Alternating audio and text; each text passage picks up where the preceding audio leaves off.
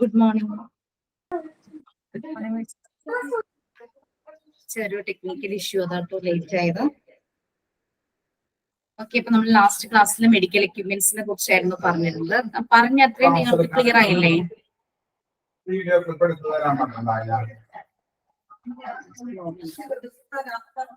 നമ്മൾ ആദ്യം ഡീഫിബ്രിലേറ്റർ ആയിരുന്നു പറഞ്ഞിരുന്നത് അല്ലെ. പെട്ടെന്ന് കാർഡിയാക് അറസ്റ്റ് വരുമ്പോൾ ആ ഒരു പേഷ്യന്റിന് ആർട്ടിഫിഷ്യൽ ആയിട്ട് കൊടുക്കുന്ന ഒരു ഷോക്ക് കൊടുത്ത് ഹാർട്ടിനെ നോർമലിലേക്ക് കൊണ്ടുവരുന്ന പ്രോസസ് ആയിരുന്നു ഡീഫിബ്രിലേറ്റർ ചെയ്യുന്നത്.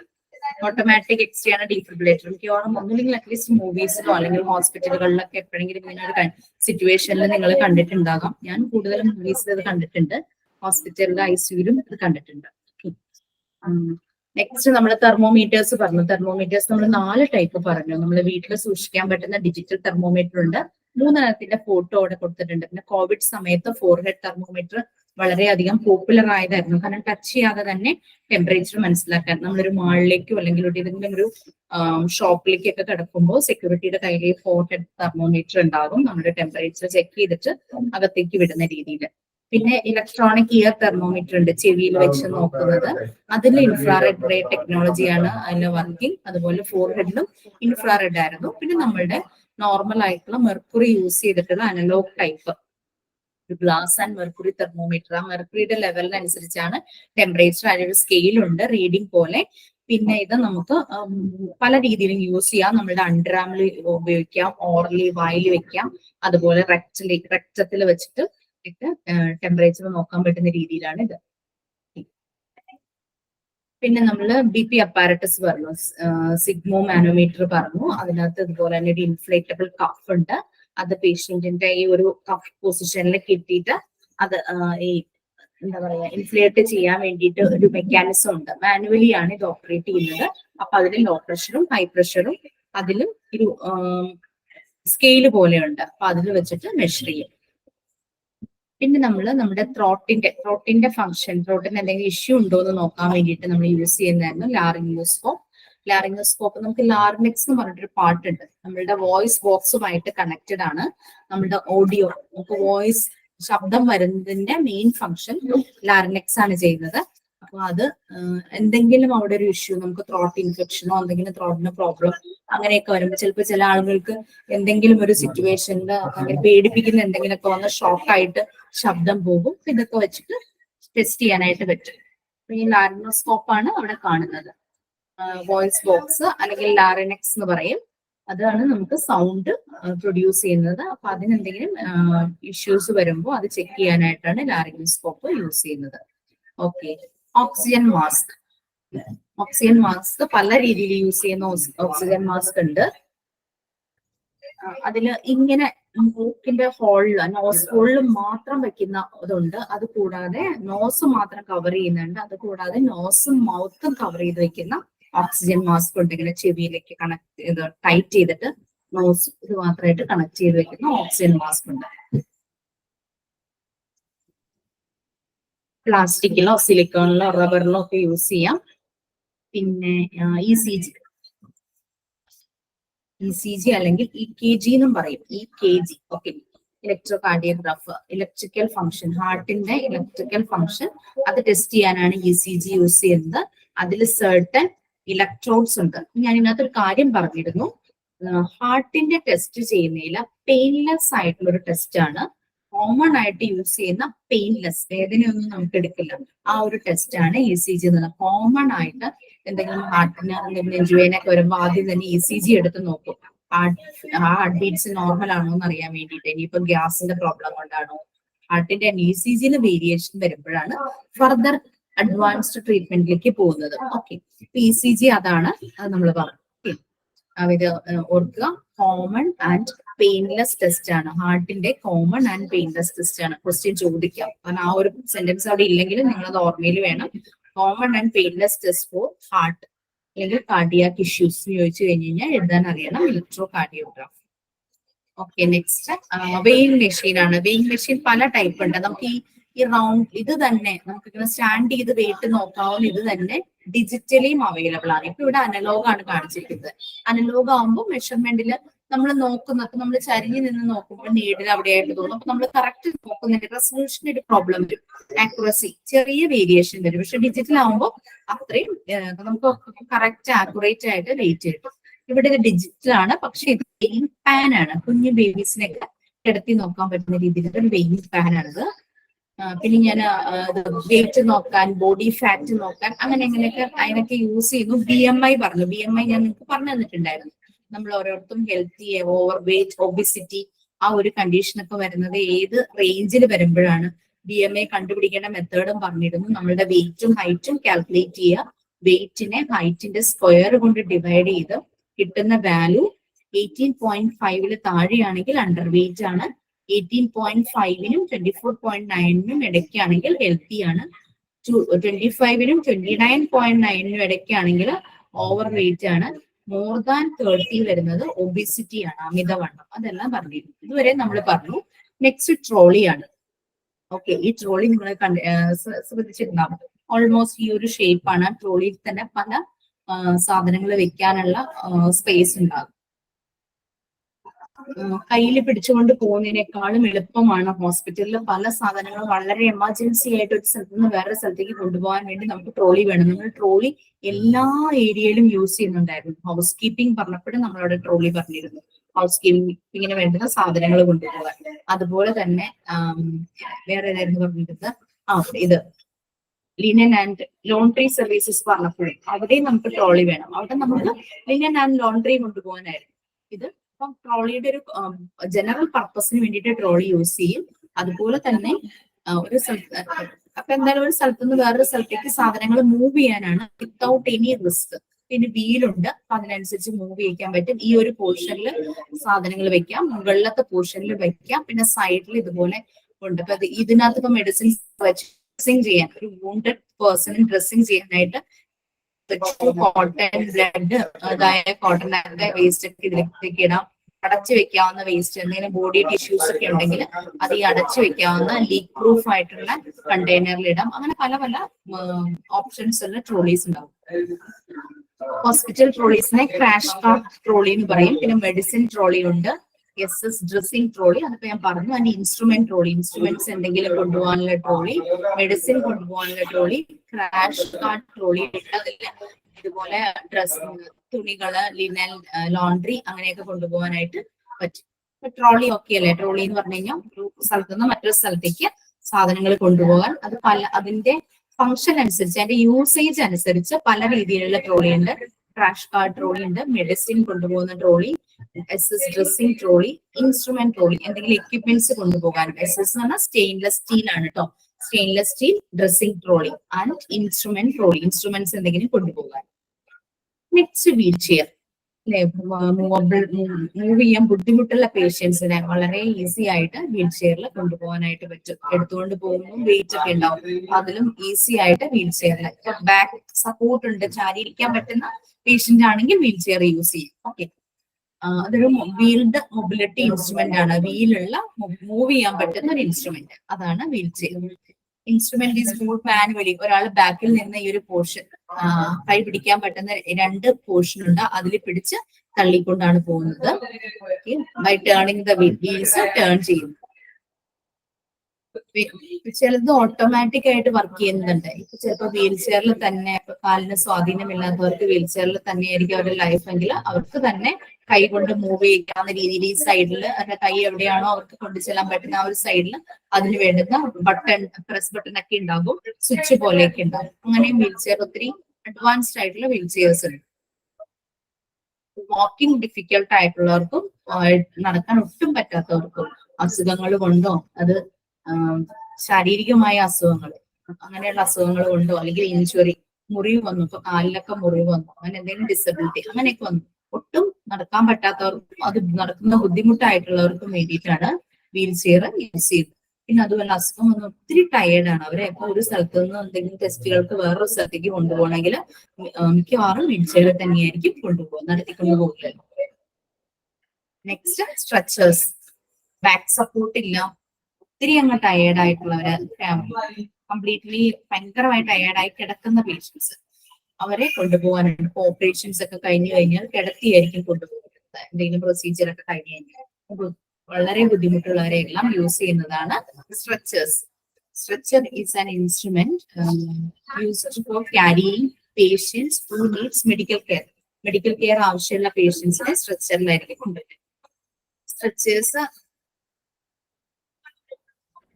എമർജൻസി മെഡിക്കൽ സർവീസസിലായിരിക്കും സ്ട്രെച്ചർ യൂസ് ചെയ്യുന്നത്. പറഞ്ഞല്ലോ, ഇപ്പൊ എന്തെങ്കിലും പ്രൊസീജിയർ ഓപ്പറേഷൻസ് ഒക്കെ കഴിഞ്ഞു നടക്കാനോ ചാരി ഇരിക്കാനോ പറ്റാത്ത, അല്ലെങ്കിൽ കോൺഷ്യസ് അല്ലാത്തൊരു പേഷ്യന്റ്, അത് അനസ്തീഷ്യ കൊടുത്ത അതിന്റെ മയക്കത്തിലോ അങ്ങനെയൊക്കെയുള്ള പേഷ്യൻസിനെ എല്ലാം, അത് അക്യൂട്ട് വളരെ സിവിയർ ആയിട്ടുള്ള കണ്ടീഷനിൽ എമർജൻസി മെഡിക്കൽ സർവീസിൽ സ്ട്രെച്ചർ യൂസ് ചെയ്യുന്നത്. പിന്നെ അത് മാത്രമല്ല, എവിടെയെങ്കിലും എന്തെങ്കിലും ആക്സിഡന്റ് പറ്റി ബോധം പോയി അവരെ ഹോസ്പിറ്റലിലേക്ക് ആംബുലൻസിൽ കൊണ്ടുവരുമ്പോൾ അവരെയും സ്ട്രെച്ചറിലായിരിക്കും ഹോസ്പിറ്റലിലേക്ക് കൊണ്ടുവരുന്നത്.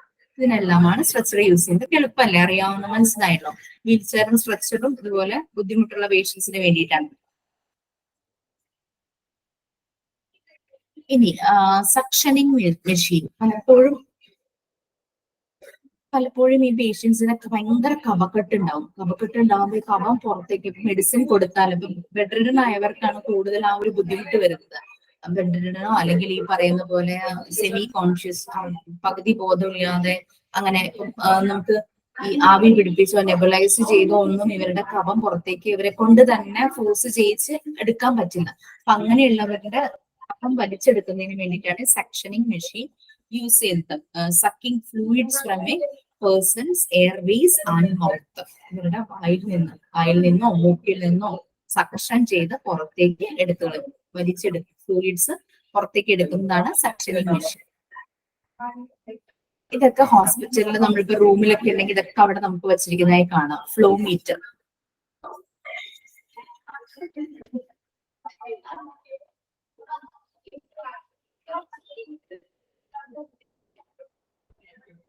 ഇത് ഫ്ലോ മീറ്റർ എന്ന് പറഞ്ഞാൽ ഇത് കൺട്രോൾ ചെയ്യുന്നത് ഫ്ലൂയിഡിന്റെയും അതുപോലെ തന്നെ ഗ്യാസിന്റെയും ഫ്ലോ കൺട്രോൾ ചെയ്യുന്നതാണ് ഫ്ലോ മീറ്റർ എന്ന് പറയുന്നത്.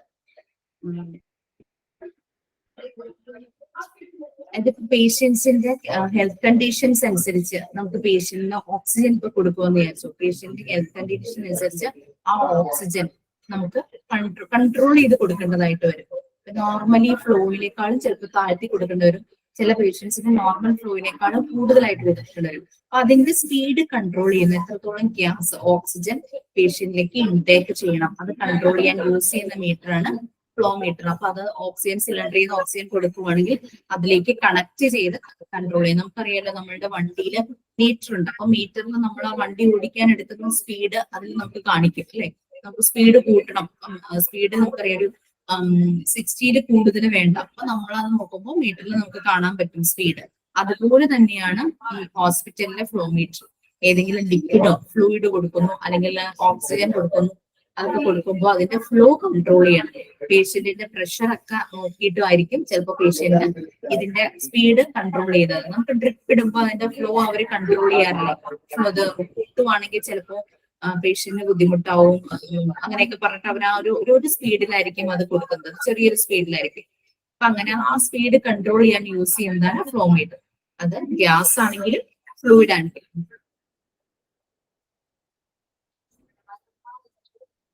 Next syringe pump. Syringe driver അല്ലെങ്കിൽ സിറിഞ്ച് പമ്പ് എന്നാണ് ഇതിനെ പറയുന്നത്. ഒരു ഇൻഫ്യൂഷൻ പമ്പാണ്. ചിലതിനകത്ത് എന്താ പറയുക, ചെറിയ എമൗണ്ടില് ഫ്ലൂയിഡ് മെഡിക്കേഷൻ ഇല്ലാതെയോ പേഷ്യന്റിന് ഒരു മെഡിസിൻ നമ്മൾ കൊടുക്കുവാന്ന് വിചാരിച്ചോ, അത് ചിലപ്പോൾ മെഡിസിൻ ഉള്ളതോ അല്ലെങ്കിൽ മെഡിസിൻ ഇല്ലാത്തതായിട്ടുള്ള ഫ്ലൂയിഡ് പേഷ്യന്റിലേക്ക് ഇൻഫ്യൂസ് ചെയ്യണം. ചിലപ്പോൾ ചില സ്കാനിങ് ഒക്കെ ചെയ്യുമ്പോൾ ഈ വയറിന്റെ ഒക്കെ സ്കാൻ ചെയ്യുവാണെങ്കിൽ നല്ല ക്ലിയർ ആവാൻ വേണ്ടിയിട്ട് നമ്മൾ ഓൾറെഡി മെഡിസിൻ കലർത്തിയ വെള്ളം കുടിക്കുകയും ചെയ്യും. അത് കൂടാതെ രക്തത്തിലൂടെ വെള്ളം പമ്പ് ചെയ്യുകയും ചെയ്യും. പമ്പ് ചെയ്ത് കൊടുക്കും വെള്ളം. അപ്പൊ അതിന് വേണ്ടിയിട്ട് ഒരു ഇൻഫ്യൂഷൻ പമ്പാണ്. ചിലപ്പോൾ അതിനകത്ത് പ്ലെയിൻ ആയിട്ടുള്ള മെഡിസിൻ ഇല്ലാത്ത വെള്ളം ഫ്ലൂയിഡ് ആയിരിക്കാം, അല്ലെങ്കിൽ മെഡിസിൻ ഉള്ള ഫ്ലൂയിഡ് ആയിരിക്കാം. പേഷ്യന്റിന് ഏതെങ്കിലും ഒരു ഡയഗ്നോസിസ് അല്ലെങ്കിൽ ഒരു റിസർച്ച് പർപ്പസിന് വേണ്ടിയിട്ട് പേഷ്യന്റ് എന്തെങ്കിലും സ്കാനിങ്ങോ അങ്ങനെ എന്തെങ്കിലും ചെയ്യാൻ വേണ്ടിയിട്ട് ഇത് ഫ്ലൂയിഡ് ഇൻഫ്യൂസ് അകത്തേക്ക് ഇൻഫ്യൂസ് ചെയ്യാനുള്ള പമ്പാണ് സിറിഞ്ച് പമ്പ് എന്ന് പറയുന്നത്.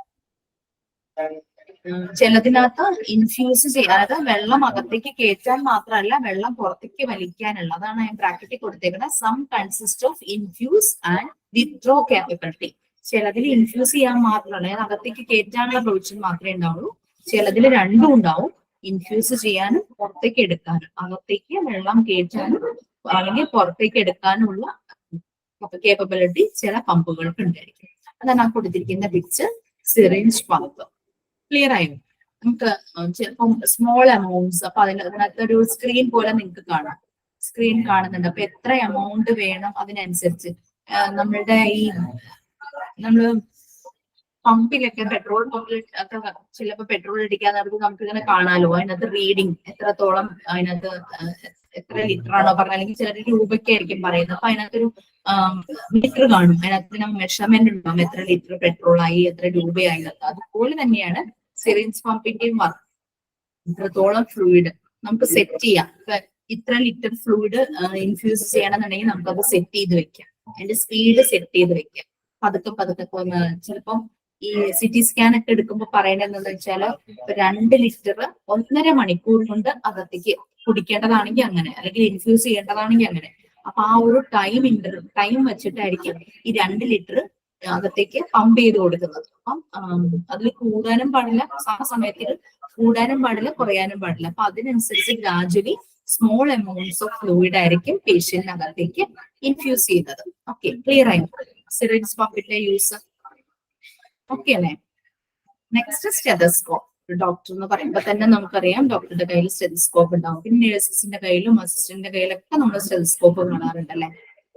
നമ്മള് സിഗ്മോ മാനോമീറ്റർ, BP അപ്പാരറ്റസ് വഴി പ്രഷർ നോക്കുമ്പോൾ ഇതുപോലെ സ്റ്റെതസ്കോപ്പ് യൂസ് ചെയ്യാറുണ്ട് അല്ലെ. നമ്മുടെ കൈയുടെ ആ ഒരു മടക്കിന്റെ ഭാഗത്ത് സ്റ്റെതസ്കോപ്പ് വെച്ചിട്ട് അവർ നോക്കാറുണ്ട്. അതുപോലെ തന്നെ ചെസ്റ്റിന്റെ ഉള്ളിൽ എന്തെങ്കിലും കൺജഷൻ, കഫക്കെട്ടൊക്കെ ഉണ്ടെങ്കിൽ സ്റ്റെത്ത് വെച്ച് നോക്കി കഴിഞ്ഞാൽ അവർക്ക് അറിയാനായിട്ട് പറ്റും. ഇതൊരു ഓഡിറ്ററി മെഡിക്കൽ ഡിവൈസ് ആണ്. ഓഡിറ്ററി എന്ന് പറഞ്ഞാൽ കേൾക്കാൻ പറ്റുന്നത്. Auditory medical device for auscultation. Auscultation എന്ന് പറഞ്ഞാൽ listening to sounds within the body. ബോഡിക്കകത്തുള്ള സൗണ്ട് കേൾക്കാൻ പറ്റുന്നില്ല, അതാണ് auscultation. Listening to sounds within the body. ബോഡിയിലുള്ള സൗണ്ട് കേൾക്കാനായിട്ട് പറ്റുന്ന ഒരു മെഡിക്കൽ ഡിവൈസ് ആണ്, ഓഡിറ്ററി മെഡിക്കൽ ഡിവൈസ് ആണ് സ്റ്റെതസ്കോപ്പ് എന്ന് പറയുന്നത്. അത് അനിമൽസിനെ നോക്കുന്ന ഡോക്ടേഴ്സിന്റെ കയ്യിലുണ്ടാവും, ഹ്യൂമൻസിനെ നോക്കുന്ന ഡോക്ടേഴ്സ് ഉണ്ടാവും. Listening to the inner sounds of an animal or human body. It will have a small disc-shaped resonator that is put against the chest. കണ്ടോ, small round ഷേപ്പിലുള്ള ഒരു ഭാഗമുണ്ട്, അത് റെസനേറ്റർ ആണ്. അത് എവിടത്തെ സൗണ്ട് ആണോ കേൾക്കേണ്ടത്, ചെസ്റ്റിലെ ആണെങ്കിൽ ചെസ്റ്റില് അത് വെക്കും. And 2 tubes connected to earpieces. ഡോക്ടേഴ്സിന്റെ ചെവിയിലേക്ക് ഈ 2 ട്യൂബ് കണക്ട് ചെയ്തിട്ടുണ്ടാവും. ലെഫ്റ്റും റൈറ്റും കണക്ട് ചെയ്യാൻ പറ്റുന്ന 2 ട്യൂബ്സ് ഉണ്ടാവും. It is often used to hear the sounds of the lungs and heart. പലപ്പോഴും ലങ്സിന്റെയും ഹാർട്ടിന്റെയും ശബ്ദം മനസ്സിലാക്കാൻ, പനിയൊക്കെ ആയി ചെല്ലുമ്പോഴേക്കും ചെസ്റ്റ് കഞ്ചഷൻ ഉണ്ടോ, ഹാർട്ട് ബീറ്റ്സ് നോർമൽ ആണോ എന്നൊക്കെ നോക്കാൻ ഫസ്റ്റ് ഡോക്ടേഴ്സ് ചെയ്യുന്ന സ്റ്റെപ്പ് സ്റ്റെതസ്കോപ്പ് യൂസ് ചെയ്യാന്നുള്ളതാണ്. ഓക്കെ, അതൊരു ഓഡിറ്ററി മെഡിക്കൽ ഡിവൈസ് ആണ്. ഓസ്കുൾട്ടേഷൻ എന്ന് പറഞ്ഞു കഴിഞ്ഞാൽ listening to sounds within the body. നമ്മുടെ ബോഡിക്കുള്ളിലുള്ള സൗണ്ട്സ് കേൾക്കാൻ പറ്റുന്നത്. അത് അനിമൽസിന്റെ ആകാം, ഹ്യൂമൻസിന്റെ ആകാം. സ്മോൾ ഡിസ്ക് ഷേപ്പ് ഉണ്ട്, അതാണ് അതിന്റെ റെസനേറ്റർ. ഇത് എവിടത്തെ ശബ്ദമാണോ കേൾക്കേണ്ടത്, ചെസ്റ്റ് ആണെങ്കിൽ ചെസ്റ്റ്. ബാക്കിലും ഡോക്ടേഴ്സ് വെച്ച് നോക്കും, നമ്മുടെ ഹാർട്ടിന്റെ ഭാഗത്തും ചെസ്റ്റിന്റെ ഭാഗത്തും ഒക്കെ വെച്ച് നോക്കുന്നത് നമുക്കറിയാം. ചെസ്റ്റ് വെച്ചിട്ടൊന്ന് പ്രസ് ചെയ്യും അല്ലെ, പ്രസ് ചെയ്തിട്ട് അവരിങ്ങനെ ശ്രദ്ധിക്കും. അപ്പൊ ഈ 2 ട്യൂബ് അവർ ചെവിയിലേക്ക് കണക്ട് ചെയ്തിട്ടുണ്ടാവും. അത് വെച്ചിട്ട് അവർക്ക് മനസ്സിലാകും. ഇനീഷ്യൽ ഒബ്സർവേഷനിൽ ലങ്സിനോ ഹാർട്ടിനോ എന്തെങ്കിലും ഇഷ്യൂ ഉണ്ടെങ്കിൽ അവർക്കത് മനസ്സിലാവും. നേരത്തെ നമ്മള് എന്താ പറയാ, ട്രോളി പറഞ്ഞതില് ക്രാഷ് കാർട്ട് എന്ന് പറഞ്ഞിരുന്നു. പല ടൈപ്പ് നമ്മളുടെ ഇത് ആവശ്യങ്ങൾക്ക് അനുസരിച്ച് എന്താണോ വെച്ചാൽ അതിനനുസരിച്ച് ഓരോ ട്രോളി ഉണ്ട്. Crash cart. ഇതിന് വേറൊരു പേര് പോഡ് കാർട്ട് അല്ലെങ്കിൽ മാക്സ് കാർട്ട് എന്ന് പറയും.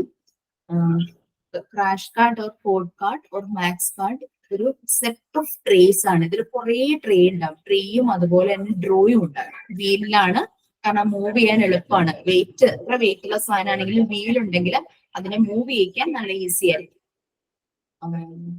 Hospitals four transportation and dispensing of emergency medication equipment. ഇത് എപ്പോഴും റെഡി ആക്കി വെച്ചിട്ടുണ്ടാവും അല്ലെ? പെട്ടെന്നൊരു എമർജൻസി വന്നാൽ എത്രയും പെട്ടെന്ന് ഈ ക്രാഷ് കാർഡ് അവിടെ എത്തിക്കുക. At the site of medical or surgical emergency for life support protocols.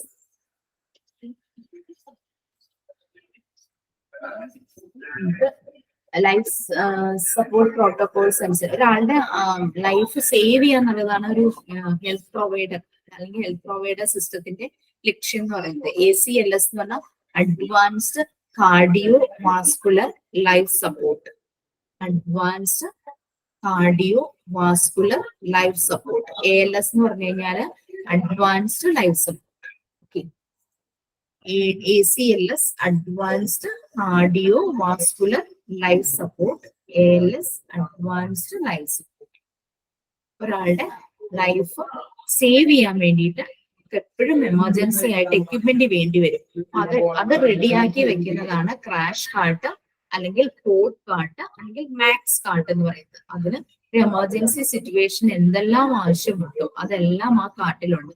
അതിൽ കുറെ ട്രേയും ഡ്രോയേഴ്സും അല്ലെങ്കിൽ ഷെൽഫ് പോലുള്ള ഭാഗങ്ങളുണ്ട്. അതിലെല്ലാം ഈ എമർജൻസി ആവശ്യങ്ങൾക്കുള്ള എക്യുപ്മെന്റ്സും സാധനങ്ങളും എല്ലാം സൂക്ഷിച്ചിട്ടുണ്ടായിരിക്കും.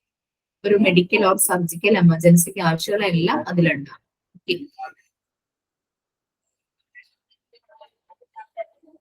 ഇനി അടുത്തത് നെബുലൈസർ. നമ്മളുടെ ഈ ഒരു എൻവയോൺമെന്റിൽ ജീവിക്കണമെങ്കിൽ നമ്മൾ എന്തായാലും വീട്ടിൽ ആവി പിടിക്കുന്ന ഒരു മെഷീനും പിന്നെ ഇതുപോലുള്ള നെബുലൈസറും വാങ്ങിച്ചു വെക്കുവാണെങ്കിൽ വളരെ നല്ലതായിരിക്കും. കാരണം എപ്പോഴും അലർജി, കഫ്, തുമ്മല അങ്ങനെയൊക്കെ ഉള്ളവരുണ്ടെങ്കിൽ നമ്മൾ ഒരു വൺ ടൈം ഇൻവെസ്റ്റ്മെന്റ് അല്ലേ. പിന്നെ ഡോക്ടർ പറയുന്ന മെഡിസിൻ അതിന് യൂസ് ചെയ്താൽ മതി. ഒരു മെഡിസിൻ ഇടാനുള്ള ഒരു പോർഷൻ ഇവിടെയുണ്ട് ഈ ഒരു ഭാഗത്ത്. ഇതാണ് നമ്മുടെ മൂക്കും വായുമായിട്ട് കണക്ട് ചെയ്ത് വെക്കുന്ന ഭാഗം. ഒരു മാസ്ക് പോലെ ഈ ഒരു പോർഷനിൽ നമ്മൾ മെഡിസിൻ ഇടും. എന്നിട്ട് ഇത് കറണ്ടുമായിട്ടാണ് കണക്ട് ചെയ്യുന്നത്. ഓൺ ചെയ്യുമ്പോഴേക്കും നമുക്ക് ഒരു മറ്റേ രീതിയിൽ ആവി പിടിക്കുമ്പോൾ ചിലപ്പോൾ എല്ലാവർക്കും ഭയങ്കര ബുദ്ധിമുട്ടായിരിക്കും. ഇങ്ങനെ പുതച്ച് നമ്മൾ സാധാരണ നമ്മള് കൺവെൻഷണൽ വെയിൽ ആവി പിടിക്കില്ല. പക്ഷെ ഇതാവുമ്പോൾ നമുക്ക് ആ ഒരു ബുദ്ധിമുട്ട് വരില്ല. കറക്റ്റ് ഈ മാസ്ക് വെച്ച് കവർ ചെയ്തിരിക്കുന്ന കാരണം ഈ മെഡിസിൻ അങ്ങനെ തന്നെ നമ്മുടെ നോസിലേക്കും വായിലേക്കും തന്നെ പോകും. നമുക്കൊരു കൺജഷൻ ചെസ്റ്റിലുണ്ടെങ്കിൽ അത് പെട്ടെന്ന് മാറിക്കിട്ടും. ഇതൊരു ഡ്രഗ് ഡെലിവറി ഇൻസ്ട്രുമെന്റ് ആണ്.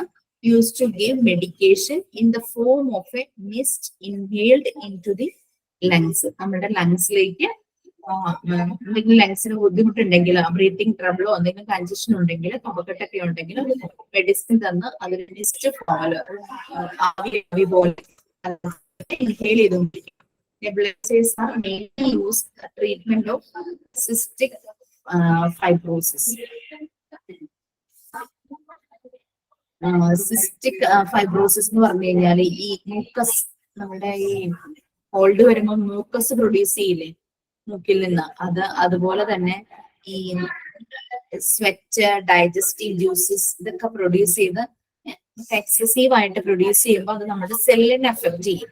അപ്പൊ ചെറിയൊരു ഗ്രോത്ത് പോലെ ഫോം ചെയ്ത് ഒരു പാട പോലെയോ ഒരു മെംബ്രെയിൻ പോലെയൊക്കെ ഫോം ചെയ്തിട്ട് നമുക്ക് ഈ പറയുന്ന പോലെ ബ്രീത്തിങ് ബുദ്ധിമുട്ടുണ്ടാകും.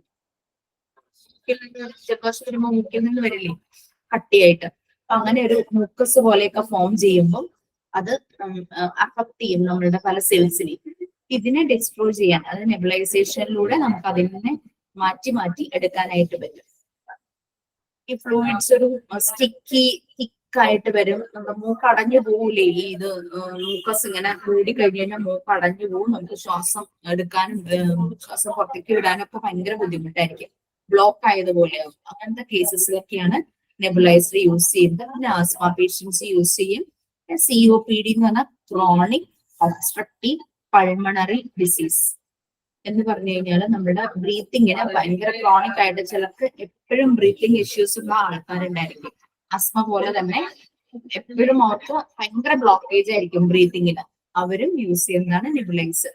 പിന്നെ എന്തെങ്കിലും റെസ്പിറേറ്ററി ഡിസീസോ ഡിസോർഡറോ ഉണ്ടാകുമ്പോൾ, ശ്വസന സംബന്ധമായി എന്തെങ്കിലും അസുഖങ്ങളോ ഡിസോർഡറോ ഉണ്ടാകുന്ന സമയത്ത് ഈ എന്താ പറയുക നെബുലൈസർ യൂസ് ചെയ്യും. ഞാൻ വീട്ടിലൊരെണ്ണം വാങ്ങിച്ചു വെച്ചിട്ടുണ്ട്. കാരണം ചില ഹസ്ബൻഡിനും മോൾക്കും ഡസ്റ്റ് അലർജി ഉള്ളവർ, അവർക്ക് എപ്പോഴും തുമ്മലും പറയുന്ന പോലെ കഫും എപ്പോഴും വരും. അപ്പം ഈ നെബുലൈസർ ഡോക്ടർ പ്രിസ്ക്രൈബ് ചെയ്യുന്ന മെഡിസിൻ വെച്ചിട്ട് നമുക്ക് വീട്ടിൽ തന്നെ നമുക്ക് ചെയ്യാം. കാരണം നെബുലൈസേഷൻ ചെയ്യാൻ വേണ്ടിയിട്ട് ആ സമയം രാത്രിയൊക്കെ ബുദ്ധിമുട്ട് വന്നു കഴിഞ്ഞാൽ നമുക്ക് വീട്ടിൽ തന്നെ ചെയ്യാനോ.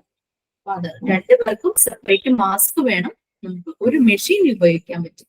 മാസ്ക് എല്ലാവർക്കും സെപ്പറേറ്റ് നമ്മൾ വാങ്ങിച്ചു വെക്കാം. അത് നല്ലതുപോലെ ക്ലീൻ ചെയ്ത് പിന്നെ ഹാങ് ചെയ്ത് വീട്ടിൽ തന്നെ ഹാങ് ചെയ്തിട്ട് നല്ലപോലെ ക്ലീൻ ചെയ്തിട്ട് സ്റ്റെറിലൈസ് ഒക്കെ ചെയ്യാൻ പറ്റുവാണെങ്കിൽ സ്റ്റെറിലൈസ്. കാരണം ഫുൾ ജെംസ് ആയിരിക്കുമല്ലോ ഇവർ ഇൻഫെക്റ്റഡ് ആവുന്ന സമയത്ത്. മാസ്ക് മുഴുവനും മാസ്ക് ഇൻഫെക്റ്റഡ് ആയിരിക്കും. അവരുടെ ഉപയോഗം കഴിയുമ്പോൾ നല്ലപോലെ വൃത്തിയാക്കിയിട്ട് ഉണങ്ങാനായിട്ട് ഹാങ് ചെയ്തിട്ട്. ഇത് നെബുലൈസർ എന്തിനാന്ന് മനസ്സിലായല്ലോ. ബ്രീത്തിങ് ഇഷ്യൂസ് വരുമ്പോൾ ലങ്സിന്, നമ്മുടെ റെസ്പിറേറ്ററി ശ്വസന വ്യവസ്ഥയ്ക്ക് എന്തെങ്കിലും അസുഖങ്ങളോ ഡിസോർഡേഴ്സോ വരുമ്പോൾ നമുക്കത് ഒരു ട്രീറ്റ്മെന്റ് ആണ്. നെബുലൈസേഷൻ ചെയ്യാന്നുള്ളത്. നെബുലൈസേഷൻ ചെയ്യുന്നതിനകത്ത് മെഡിക്കേഷൻ കൊടുക്കാനുള്ള ചെറിയൊരു കമ്പാർട്ട്മെന്റ് പോലെയുണ്ട്. ഇതിന്റെ മാസ്കും ഉണ്ട്. അപ്പൊ ഇത് അതിന് മെഡിസിൻ ഇട്ടിട്ട് പിന്നെ കറണ്ടുമായിട്ട് കണക്ട് ചെയ്തിട്ടാണ് വർക്ക് ചെയ്യുന്നത്. പിന്നെ എന്താ ബ്രീത്തിങ് ഇഷ്യൂസ് വരുമ്പോൾ നമുക്ക് പൊതുവെ മൂക്കസ് വന്നിട്ട് നമ്മുടെ മൂക്കെല്ലാം ബ്ലോക്ക് ആവും. നമുക്ക് ബ്രീത്ത് ചെയ്യാനൊക്കെ ഭയങ്കര ഒരു ട്രബിൾ വരും. പിന്നെ ആസ്മ പേഷ്യൻസ്, പിന്നെ ക്രോണിക് ആയിട്ട് ശ്വാസം മുട്ടുള്ളവരുണ്ടല്ലോ, ക്രോണിക് ആയിട്ട് അതിന്റെ ചെറുപ്പം മുതലേ ശ്വാസം മുട്ട് പ്രശ്നം വരുന്നവരുണ്ട്. അവർക്ക് അതുപോലെ തന്നെ ശ്വസന വ്യവസ്ഥയ്ക്ക് എന്തെങ്കിലും അസുഖങ്ങളോ ഡിസോർഡറോ വരും. ഓക്കെ, അതിനാണ് നെബുലൈസർ യൂസ് ചെയ്യുന്നത്. അടുത്തത് സ്റ്റീം ഇൻഹൈലർ. ഈ സാധനം ഓക്കെ, ഇതിന് 3 രീതിയിൽ നമുക്ക് ഇൻഹെയിൽ ചെയ്യാം. ഫേഷ്യലിനൊക്കെ യൂസ് ചെയ്യാം കേട്ടോ, ആവി പിടിക്കാം. ഇപ്പൊ ഫേഷ്യൽ അതിനൊക്കെ ഉപയോഗിക്കാം. വലിയ ഒരു 3 പോർഷൻ ഉണ്ടാവും. ഇത് കണക്ട് ചെയ്ത് കഴിഞ്ഞാൽ കുറെ ഏരിയയിലേക്ക് ആവി വരും. ഇനി നമുക്ക് വേണ്ട മൂക്കിന്റെ ആ ഒരു പോർഷനിലേക്ക് മതിയെങ്കിൽ ഈ ഇത് മാറ്റിയിട്ട്, ഈ വലിയ ഇത് മാറ്റിയിട്ട് ഇത് കണക്ട് ചെയ്യാം. അതല്ലെങ്കിൽ ചെറിയ രീതിയിൽ ഒരു ഹോളിലൂടെ പുറത്തേക്ക് ആവി വന്നാൽ മതി എന്നുണ്ടെങ്കിൽ ഈ ചെറിയ സാധനം വെച്ചിട്ട് ചെയ്യാം. ഫേഷ്യൽ പർപ്പസ് അതിനും യൂസ് ചെയ്യാവുന്നതാണ് steam inhaler. Most common and major benefit of the natural steam inhalation therapy. ഇത് നാച്ചുറൽ ആയിട്ട് നമ്മൾ ചെയ്യുന്നത്. It's marvellous way of treating the respiratory problems or complications generated with the warm and moist air while inhaling with this process of steam inhalation. ഇപ്പൊ ഒരു മഴയൊക്കെ തുടങ്ങി, നമുക്കൊരു ചെറുതായിട്ട് എയർ ഒക്കെ മോയിസ്റ്റ് ആയി, തണുപ്പും ചെറിയൊരു മോയിസ്റ്റ് കണ്ടന്റ് ഒക്കെയാണ് നമ്മുടെ എയറിലുള്ളത്. അപ്പൊ അത് കാരണം ചില ആളുകൾക്ക് പെട്ടെന്ന് തന്നെ കോൾഡും തുമ്മലും ഒക്കെ വരും. അങ്ങനെ വരുമ്പോൾ നമുക്ക് നാച്ചുറൽ ആയിട്ട് ഇപ്പൊ നമുക്ക് വേണമെങ്കിൽ അതിനകത്ത് തുളസി ഇടാം, അല്ലെങ്കിൽ വേറെ എന്തെങ്കിലും മെഡിസിൻ ട്രിപ്പ് ചെയ്യാം, അല്ലെങ്കിൽ ചുമ്മാ ചൂടുവെള്ളം ഇൻഹേൽ ചെയ്താലും മതിയാകും. അതിന്റെ സ്റ്റീം കൊണ്ടാൽ മതി. ചില ആൾക്കാർക്ക് അത് ബുദ്ധിമുട്ട് വരുന്നവർക്ക് കുറച്ചുകൂടെ എളുപ്പം നെബുലൈസർ ആയിരിക്കും. കുറച്ചുകൂടെ കണ്ടീഷൻ ഒന്ന് സിവിയർ ആവുകയാണെങ്കിൽ നെബുലൈസേഷൻ തന്നെയായിരിക്കും നല്ലത്. കാരണം അതാകുമ്പോൾ നമുക്ക് ആ ചൂടൊന്നും ബുദ്ധിമുട്ട് തോന്നില്ല. ഇതെന്ന് പറഞ്ഞാൽ ഈ ആവിയൊക്കെ ചെല്ലുമ്പോൾ കണ്ണൊക്കെ നല്ലപോലെ കെയർ ചെയ്തിട്ട് വേണം ആവി പിടിക്കാൻ. ഓക്കെ, അതിന് വേണ്ടിയിട്ടാണ് സ്റ്റീം ഇൻഹേലർ നമ്മൾ കോമൺ ആയിട്ട് ഉപയോഗിക്കുന്നത്. അടുത്തത് എക്കോ ടെസ്റ്റ് അല്ലേ, ഈ ഹാർട്ട് പേഷ്യൻസിന് വേണ്ടി ചെയ്യുന്നതാണ് എക്കോ ടെസ്റ്റ് എന്ന് പറയുന്നത്. ഇതിനകത്ത് അൾട്രാസൗണ്ട് ആണ് യൂസ് ചെയ്യുന്നത്. അൾട്രാസൗണ്ട് സ്കാനിങ് പോലെയാണ് ചെയ്യുന്നത്. എക്കോ കാർഡിയോഗ്രാഫി എന്നും പറയും, ഡയഗ്നോസ്റ്റിക് കാർഡിയാക് അൾട്രാസൗണ്ട് എന്നും പറയും. The test is also known in the name of echocardiograph or diagnostic cardiac ultrasound. ഹാർട്ടിന്റെ പ്രശ്നം തോന്നി വരുന്നവർക്ക് ആദ്യം ECG ചെയ്യുന്നു. പിന്നെ ഇതുപോലെ ഫർദർ അഡ്വാൻസ്ഡ് ടെസ്റ്റിലേക്കൊക്കെ പറഞ്ഞു വിടും. ECGയിൽ വേരിയേഷൻ ഉണ്ടെങ്കിൽ എക്കോ ടെസ്റ്റ് എന്നാണ് പറയുന്നത്. Echo uses sound waves to design pictures of your heart chamber. നമ്മൾ ഹാർട്ടിനെ പല ചേംബർ ആയിട്ട് ഡിവൈഡ് ചെയ്തിട്ടുണ്ട്. അപ്പൊ ഈ സൗണ്ട് വേവ്സ്, അൾട്രാസൗണ്ട് വേവ്സ് വെച്ചിട്ട് ഹാർട്ടിന്റെ പല ചേംബറിന്റെ പിക്ചർ എടുക്കുകയാണ് ചെയ്യുന്നത്. ഓക്കെ, നമ്മുടെ വയറ് സ്കാൻ ചെയ്യുമ്പോഴും അവിടെയും അൾട്രാസൗണ്ട് സ്കാനിങ് നമ്മൾ ചെയ്യുന്നുണ്ട്. ഈ സൗണ്ട് വേവ്സ് വെച്ചിട്ടാണ് അകത്തുള്ള ഓർഗന്റെ പിക്ചർ എടുക്കുന്നത്. ഹാർട്ടിന്റെ ചേംബേഴ്സ്, വാൽവ്സ്, ഹാർട്ടിന്റെ ബോൾ, ഭിത്തി, അതുപോലെ തന്നെ ബ്ലഡ് വെസൽസ്, ബ്ലഡ് സർക്കുലേഷൻ നടക്കുന്ന അയോട്ട, ആർട്ടറീസ് ആൻഡ് വെയിൻസ്, ഇതിന്റെ എല്ലാം പിക്ചേഴ്സ് എടുക്കുന്നത് ഈ എക്കോ ടെസ്റ്റ് ചെയ്ത് അൾട്രാസൗണ്ട് വേവ്സ് ആണ് അതിൽ യൂസ് ചെയ്യുന്നത്. ഒരു ശരിക്കും ഒരു ട്രാൻസ്ഡ്യൂസർ യൂസ് ചെയ്യുന്നുണ്ട്. ട്രാൻസ്ഡ്യൂസർ എന്ന് പറഞ്ഞു കഴിഞ്ഞാൽ മെക്കാനിക്കൽ സിഗ്നലിനെ ഇലക്ട്രിക്കൽ സിഗ്നലായിട്ട് കൺവേർട്ട് ചെയ്യുന്നതിനെയാണ് ട്രാൻസ്ഡ്യൂസർ എന്ന് പറയുന്നത്. ഒരു പ്രോബ് ഉണ്ട് ഡോക്ടറുടെ കയ്യിലിരിക്കുന്നത് കണ്ടോ, ആ പ്രോബ് എവിടത്തെ പിക്ചർ ആണോ വേണ്ടത് അവിടെ ടച്ച് ചെയ്യുമ്പോഴേക്കും സ്ക്രീനിൽ അതിനനുസരിച്ച് അതിന്റെ പിക്ചർ വരും. അപ്പൊ ഇതിൽ നിന്ന് അൾട്രാസൗണ്ട്സ് ആണ് ഈ പിക്ചർ എടുക്കാനായിട്ട് ഹെൽപ്പ് ചെയ്യുന്നത്. മെയിൻ പ്രിൻസിപ്പിൾ അതാണ്. ഓക്കെ, ചെസ്റ്റിലൊക്കെ അത് വെച്ച് ചെസ്റ്റിലൂടെ ഇങ്ങനെ പാസ് ചെയ്യും. ഡോക്ടർ അതിങ്ങനെ ചെസ്റ്റിലൂടെ ഇങ്ങനെ മൂവ് ചെയ്യും. ഇപ്പൊ നമുക്ക് വയറിന്റെ ആണെങ്കിൽ വയറിലൂടെ മൂവ് ചെയ്ത് അൾട്രാസൗണ്ട് സ്കാൻ ഉണ്ട്, ചെസ്റ്റ് അബ്ഡോമെൻ സ്കാൻ, ചെസ്റ്റിലൂടെ മൂവ് ചെയ്താണ് എക്കോ ടെസ്റ്റ് ചെയ്യുന്നത്. ഹാർട്ടിന്റെ നിയർ ബൈ ബ്ലഡ് വെസൽസ് എല്ലാം അതിന്റെ എല്ലാം സ്കാൻ ചെയ്യുന്നത് ഈ എക്കോ ടെസ്റ്റ് ചെയ്തിട്ടാണ്. ഒരു ട്രാൻസ്ഡ്യൂസർ എന്ന് പറഞ്ഞു കഴിഞ്ഞാൽ മെക്കാനിക്കൽ സിഗ്നൽസിനെ ഇലക്ട്രിക്കൽ സിഗ്നൽസ് ആയിട്ട് കൺവേർട്ട് ചെയ്യുന്നു, അതിവിടെ ഡിസ്പ്ലേ ആകുന്നു.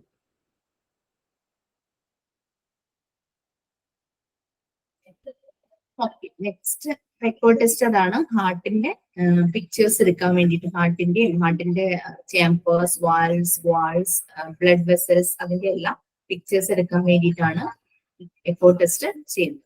എക്കോ ടെസ്റ്റിന്റെ വേറൊരു പേര് ഇലക്ട്രോ കാർഡിയോഗ്രാഫി അല്ലെങ്കിൽ diagnostic cardia ultrasound. Next EEG. നമ്മൾ ECG പറഞ്ഞു, ECGയുടെ വേറൊരു പേര് EKG എന്നും പറഞ്ഞു, ഇലക്ട്രോ കാർഡിയോഗ്രാഫി. ഓക്കെ, ഇനി EEG എന്ന് പറയുന്നത് ഇലക്ട്രോ എൻസെഫലോഗ്രാം, ബ്രെയിനിന്റെ നോക്കുന്നതാണ് EEG. കണ്ടോ, തലയിൽ കുറെ വയേഴ്സ് എല്ലാം കണക്ട് ചെയ്ത് വെച്ചിരിക്കുന്നത്. EEG is used to find problems in the electrical function of the brain that may be connected with certain brain disorders. എന്തെങ്കിലും ബ്രെയിനിന്റെ ഡിസോർഡേഴ്സ് ഉണ്ടെങ്കിൽ അത് റെക്കോർഡ് ചെയ്ത് ബ്രെയിനിന്റെ ആക്ടിവിറ്റി മനസ്സിലാക്കാൻ വേണ്ടിയിട്ടാണ് EEG ചെയ്യുന്നത്. Electro encephalogram ECG. ELECTRO ENCEPHALOGRAM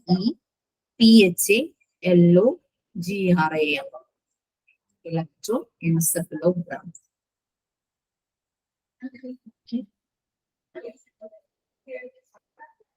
അങ്ങനെ മെഷർമെന്റ്സ് നമുക്ക് അവിടെ കാണാൻ പറ്റും. ECG ചെയ്ത പോലെ തന്നെ അവിടെ ഒരു സ്ക്രീൻ ഉണ്ട്, ഒരു മോണിറ്റർ ഉണ്ട്. ആ മോണിറ്ററിൽ കംപ്ലീറ്റ് ബ്രെയിനിന്റെ പല കണ്ടീഷൻസും അതിനകത്ത് റെക്കോർഡഡ് ആകും.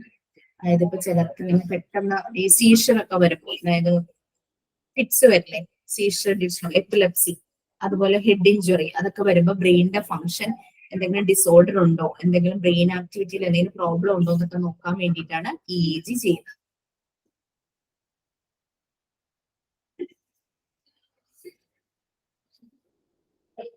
ബ്രെയിനിന്റെ കഴിഞ്ഞു, ഹാർട്ടിന്റെ പറഞ്ഞു, ചെസ്റ്റിന്റെ പറഞ്ഞു. നെക്സ്റ്റ് കണ്ണ്, ഒപ്താൽമോസ്കോപ്പ്, കണ്ണിന്റെ.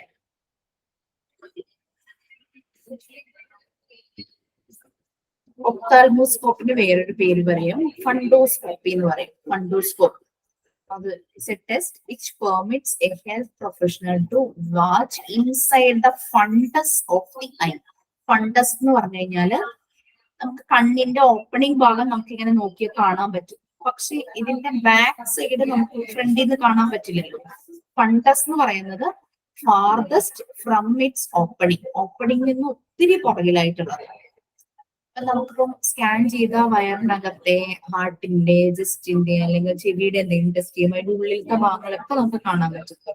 അതുപോലെ കണ്ണിന്റെ ഈ ഒരു പോർഷൻ നമുക്ക് ഇങ്ങനെ നേരെ നോക്കിയാൽ കാണാൻ പറ്റും, പക്ഷെ അതിന്റെ അകത്തേക്ക് എന്താണെന്നുള്ളത് കറക്റ്റ് കാണാനായിട്ട് യൂസ് ചെയ്യുന്നതാണ് ഒപ്താൽമോസ്കോപ്പ്. ഇങ്ങനെ ഡോക്ടർ നമ്മളെ കറക്റ്റ് സ്ട്രെയിറ്റ് ആക്കി വെച്ചിട്ട് നമ്മളോട് ഒരു പ്രത്യേക പോയിന്റിലേക്ക് നോക്കാനായിട്ട് പറഞ്ഞിട്ട് നോക്കുമ്പോൾ ഒരു ഒപ്താൽമോളജിയുടെ ഒരു സ്പെഷ്യലിസ്റ്റ് നോക്കുമ്പോൾ അവർക്ക് ഓപ്പണിങ്ങിന്റെ അവിടെ നിന്ന് പുറകിലേക്കുള്ള ഭാഗങ്ങൾ നല്ലപോലെ കാണാൻ പറ്റും. ഫണ്ടസ് എന്ന് പറഞ്ഞു കഴിഞ്ഞാൽ farthest from its opening, fundus of the eye and other structures using an ophthalmoscope അല്ലെങ്കിൽ ഫണ്ടോസ്കോപ്പ് എന്ന് പറയും. ഒപ്താൽമോസ്കോപ്പ് അല്ലെങ്കിൽ ഫണ്ടോസ്കോപ്പ്. It is performed as part of an eye examination. കണ്ണിന്റെ എന്തെങ്കിലും എക്സാമിനേഷൻ, കണ്ണിന്റെ എന്തെങ്കിലും വിഷ്വൽ എന്തെങ്കിലും ഇഷ്യൂസ് ഉണ്ടാകുമ്പോൾ അത് എക്സാമിൻ ചെയ്ത് അത് മനസ്സിലാക്കാൻ വേണ്ടിയിട്ടുള്ള ഒരു എക്യുപ്മെന്റ് ആണ് ഈ ഫണ്ടോസ്കോപ്പ് എന്ന് പറയുന്നത് അല്ലെങ്കിൽ ഒപ്താൽമോസ്കോപ്പ് എന്ന് പറയുന്നത്. കണ്ണിന്റെ ഉള്ളിലേക്കുള്ള ഭാഗങ്ങളെല്ലാം നല്ല ക്ലിയർ ആയിട്ട് മനസ്സിലാക്കാൻ വേണ്ടിയിട്ടുള്ളതാണ് ഫണ്ടോസ്കോപ്പ് അല്ലെങ്കിൽ ഒപ്താൽമോസ്കോപ്പ്. ഫണ്ടസ് എന്നുള്ള വാക്കിന്റെ meaning farthest from its opening.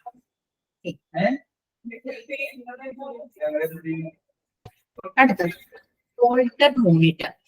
നമ്മൾ പറഞ്ഞു ECG നമ്മൾ എടുക്കുന്നത് അല്ലെ, നമ്മൾക്ക് എന്തെങ്കിലും ഹാർട്ടിന് എന്തെങ്കിലും ഇഷ്യൂ വന്നു കഴിഞ്ഞാൽ ECG ആദ്യം തന്നെ എടുക്കുന്ന സ്റ്റെപ്പ് ECG ആണ്. ഒരു പേഷ്യന്റ് ഹാർട്ടിന്റെ ഇഷ്യൂ ആയിട്ട് ഹോസ്പിറ്റലിൽ വരുമ്പോൾ ഫസ്റ്റ് ECG നോക്കുന്നു. ECGയുടെ വേരിയേഷൻ ഉണ്ട്. പേഷ്യന്റിനെ ഫർദർ ട്രീറ്റ്മെന്റിന് വിടുന്നു, ലൈക്ക് എക്കോ ടെസ്റ്റ്, അങ്ങനെ ഓരോരോ ട്രീറ്റ്മെന്റിനായിട്ട് വിടുന്നു. പേഷ്യന്റ് ഇഷ്യൂ ഉണ്ടെങ്കിൽ പേഷ്യന്റ് ഹോസ്പിറ്റലിൽ അഡ്മിറ്റ് ചെയ്തു വിചാരിക്കും. പേഷ്യന്റിനെ അഡ്മിറ്റ് ചെയ്ത് ഒരു 1 വീക്ക് കഴിയുമ്പോൾ പേഷ്യന്റ് ഓൾമോസ്റ്റ് നോർമലായി, അപ്പൊ വീട്ടിലേക്ക് പറഞ്ഞു വിടുവാണ്. പക്ഷെ വീട്ടിൽ ചെന്നാലും റെസ്റ്റ് ചെയ്യണം. ഈ ഹാർട്ടിന്റെ ബീറ്റ്സിന് എന്തെങ്കിലും വേരിയേഷൻ ഉണ്ടോന്ന് അപ്പൊ വീട്ടിലിരുന്നുകൊണ്ട് ECG എടുത്ത് നോക്കാൻ പറ്റില്ലല്ലോ. അതിന് പകരം പോർട്ടബിൾ ആയിട്ട് കൊണ്ടു നടക്കാൻ പറ്റുന്ന ഒരു ECG മോണിറ്റർ ആണ് വോൾട്ടർ മോണിറ്റർ എന്ന് പറയുന്നത്. ക്ലിയർ ആയോ? നമുക്ക് വീട്ടിലേക്ക് കൊണ്ടുപോകാൻ പറ്റുന്നത് ഇങ്ങനെ ആവശ്യമുള്ളപ്പോ നോക്കാൻ വേണ്ടി ഒട്ടിച്ചിട്ട് കണ്ടോ, അവിടെ ഒരു റീഡിങ് വരുന്ന ഒരു സാധനം പോലെയുണ്ട്. അപ്പൊ അതിൽ നിന്ന് അവർക്ക് മനസ്സിലാവും. അപ്പൊ വേരിയേഷൻ ഉണ്ടെങ്കിൽ ഹോസ്പിറ്റലിൽ ഇൻഫോം ചെയ്യുമ്പോൾ ഫർദർ എന്ത് ചെയ്യണം, വീണ്ടും അഡ്മിറ്റ് ആവണമെങ്കിൽ അങ്ങനെയൊക്കെ പറയും. അങ്ങനെ പേഷ്യന്റ് വീട്ടിലേക്ക് പോകുമ്പോൾ പോർട്ടബിൾ ആയിട്ട് കയ്യിൽ കൊണ്ട് നടക്കാൻ പറ്റുന്ന ഒരു ECG റെക്കോർഡ് ചെയ്യുന്ന സാധനമാണ് വോൾട്ടർ മോണിറ്റർ എന്ന് പറയുന്നത്. Water monitor is a portable device which operated with the help of battery. Battery operated ആണിത്. It measures and records your heart's functioning. Patient ഇപ്പം റെസ്റ്റ് ചെയ്യുന്ന സമയത്താണെങ്കിൽ ഇതിങ്ങനെ ഒട്ടിച്ച് വെച്ച് കഴിഞ്ഞാൽ പേഷ്യന്റ് ബുദ്ധിമുട്ടൊന്നും ഉണ്ടാവില്ല. ഒട്ടിച്ച് വെച്ച് കഴിഞ്ഞാൽ ആ സമയത്തെ ഹാർട്ട് ഫംഗ്ഷനിങ് അതിനകത്ത് റെക്കോർഡ് ആവും. 24 to 48 hours എടുക്കണമെന്ന് ഡോക്ടർ പറയും. അതിനനുസരിച്ച് 24 to 40 hours or longer depending on the type of monitoring used. അപ്പൊ ചിലപ്പോൾ ഒരു പേഷ്യന്റിന് 24 hours മതിയെങ്കിൽ അതിനനുസരിച്ചുള്ള ഒരു വോൾട്ടർ മോണിറ്റർ ആയിരിക്കും കൊടുക്കുന്നത്. ഇനിയല്ല 48 വേണമെങ്കിൽ അതിനനുസരിച്ച് കൊടുക്കും. അതുമല്ല അതിൽ കൂടുതൽ ടൈം പേഷ്യന്റ് ഉറങ്ങണമെങ്കിൽ ഉറങ്ങാം, അതൊന്നും പ്രശ്നമില്ല. ഈ സാധനം ഫിക്സ് ചെയ്തിട്ട് ഉറങ്ങിയാലും പ്രോബ്ലം ഒന്നുമില്ല. ബാറ്ററി ഓപ്പറേറ്റഡ് അല്ലേ.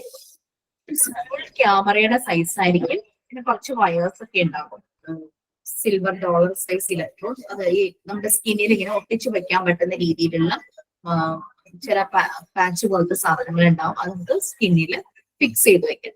ആരുടെങ്കിലും ഹെൽപ്പോട് കൂടിയിട്ട് അയാൾക്ക് പറഞ്ഞു കൊടുത്ത് വിട്ടിട്ടുണ്ടാവും ഹോസ്പിറ്റലിൽ. അതിനനുസരിച്ച് ചെയ്യാനായിട്ട് പറ്റും. വോൾട്ടർ മോണിറ്റർ ക്ലിയർ ആയല്ലോ. പോർട്ടബിൾ ആയിട്ടുള്ള ECG റെക്കോർഡിംഗ് മെഷീൻ ആണ് വോൾട്ടർ മോണിറ്റർ എന്ന് പറയുന്നത്. Next one cardiac table. Events ഈസിയാണ്, ഓരോന്നും നമ്മളൊന്ന് മനസ്സിലാക്കി വെച്ചാൽ മതി. ഓക്കെ, കാർഡിയാക് ടേബിൾ പേഷ്യന്റിന്റെ ഹോസ്പിറ്റലിലുള്ള ഒരു ടേബിൾ ആണ്. വെൻ ഹോസ്പിറ്റലൈസേഷൻ എന്ന് പറയുന്നില്ല. When he is hospitalised, patient hospitalised ആകുമ്പോൾ യൂസ് ചെയ്യുന്ന ഒരു ടേബിൾ ആണ് കാർഡിയാക് ടേബിൾ. ഒരു ബെഡ് ടേബിൾ ആണ്. ഒരു പില്ലോ സൈഡ് ഉണ്ടാകും. പേഷ്യൻസിന് എന്താ പറയാ, ചാരി ഇരിക്കാം, ഫ്രണ്ടിലേക്ക് ഇങ്ങനെ ചാഞ്ഞു വരാം, റെസ്റ്റ് ചെയ്യാം. പിന്നെന്താ, ബെഡിൽ നിന്ന് എണീക്കാതെ തന്നെ ആ ഒരു ബെഡ് അഡ്ജസ്റ്റ് ചെയ്ത് നെക്കിന്റെ ഭാഗം ബാക്ക് ഇങ്ങനെ പൊക്കാം, പേഷ്യന്റിന് ചാരി ഇരിക്കാം. Table without pillow is used for writing and meals. പിന്നെ പില്ലോ മാറ്റി കഴിഞ്ഞു കഴിഞ്ഞാൽ ഒരു ടേബിൾ പോലുള്ള ഭാഗം ഇങ്ങനെ ഇൻസേർട്ട് ചെയ്ത് കൊണ്ടുവയ്ക്കാം. അപ്പൊ അതിൽ തന്നെ വെച്ച് ഭക്ഷണം കഴിക്കാനോ മെഡിസിൻസ് വെച്ചിട്ട് അത് പതുക്കെ മൂവ് ചെയ്യാനായിട്ട് പറ്റും. കാർഡിയാക് കണ്ടീഷൻസും ആസ്മ, അങ്ങനെ അതായത് ബെഡിൽ നിന്ന് എപ്പോഴും എണീക്കണ്ട, അതായത് എണീറ്റ് അവർക്ക് നടക്കാൻ പറ്റാത്ത ഹാർട്ടിന്റെ പ്രശ്നങ്ങളോ ആസ്മ ലങ്സിന്റെ പ്രശ്നങ്ങളോ ഒക്കെ ഉള്ളവർക്കാണ് ഈ കാർഡിയാക് ടേബിൾ യൂസ് ചെയ്യുന്നത്. ഓക്കെ,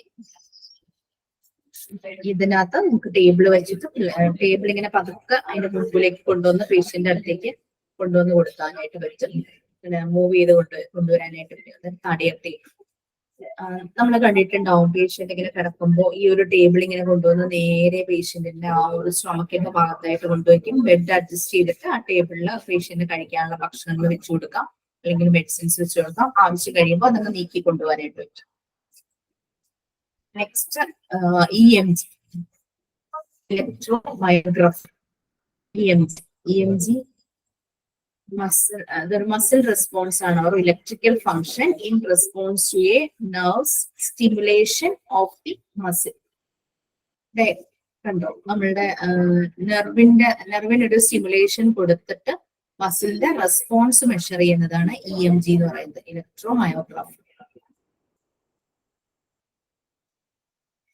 എന്തെങ്കിലും മസിലിൽ എന്തെങ്കിലും ഡിഫോമിറ്റിയോ എന്തെങ്കിലും ഇഷ്യൂസ് വരുവാണെങ്കിൽ ഈ ടെസ്റ്റ് ചെയ്തു നോക്കും. 1 or more സ്മോൾ നീഡിൽസ് ഉണ്ടാകും. അതിന് ഇലക്ട്രോഡ്സ് തന്നെയാണ് പറയുന്നത്. നമ്മൾ ECG യിലും EEG യിലും എല്ലാം ഇലക്ട്രോഡ്സ് ആണ് യൂസ് ചെയ്യുന്നത്.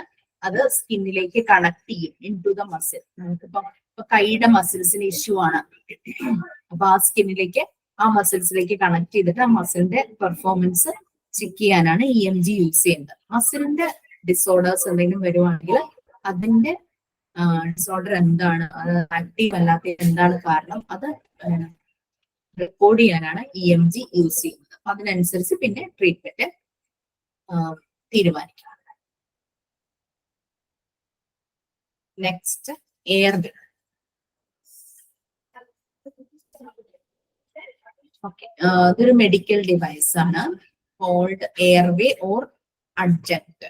അഡ്ജന്റ് എയർവേ അല്ലെങ്കിൽ adjunct is used to sustain or open a patient's airway.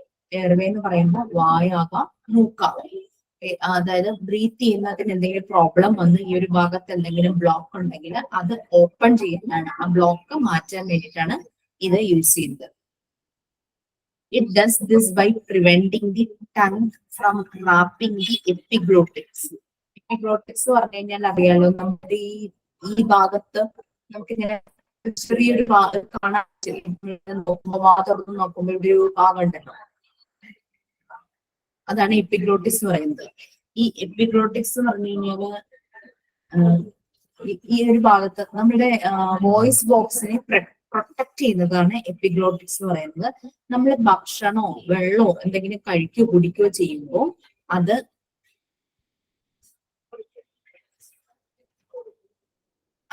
നമുക്കറിയാം, വിൻ പൈപ്പും അതുപോലെ തന്നെ ഫുഡ് പൈപ്പും അടുത്ത് തന്നെയാണ്.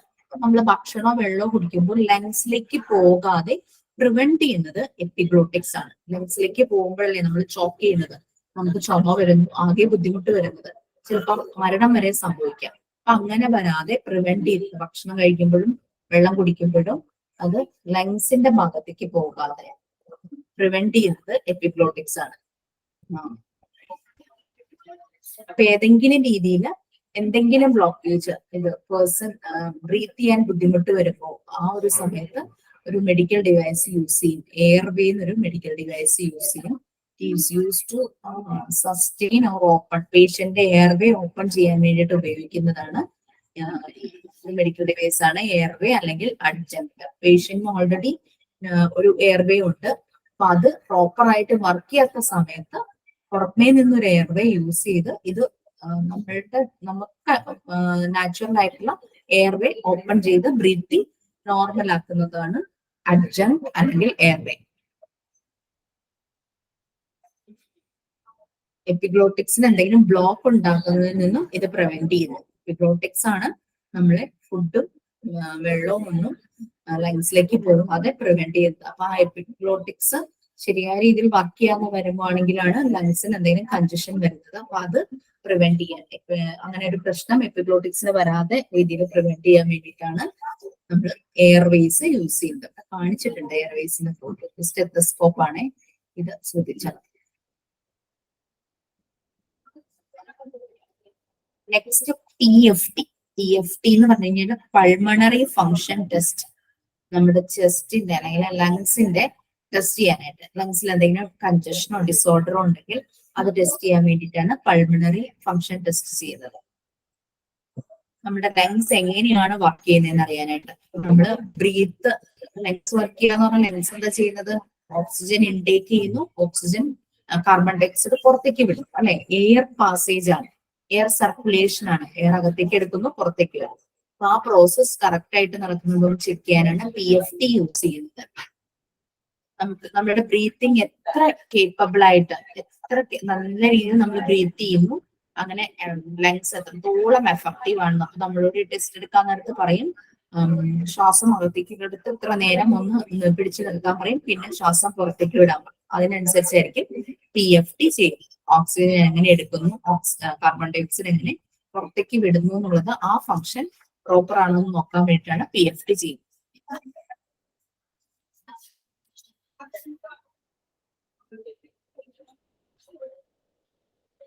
നെക്സ്റ്റ് യൂറോഫ്ലോമീറ്റർ.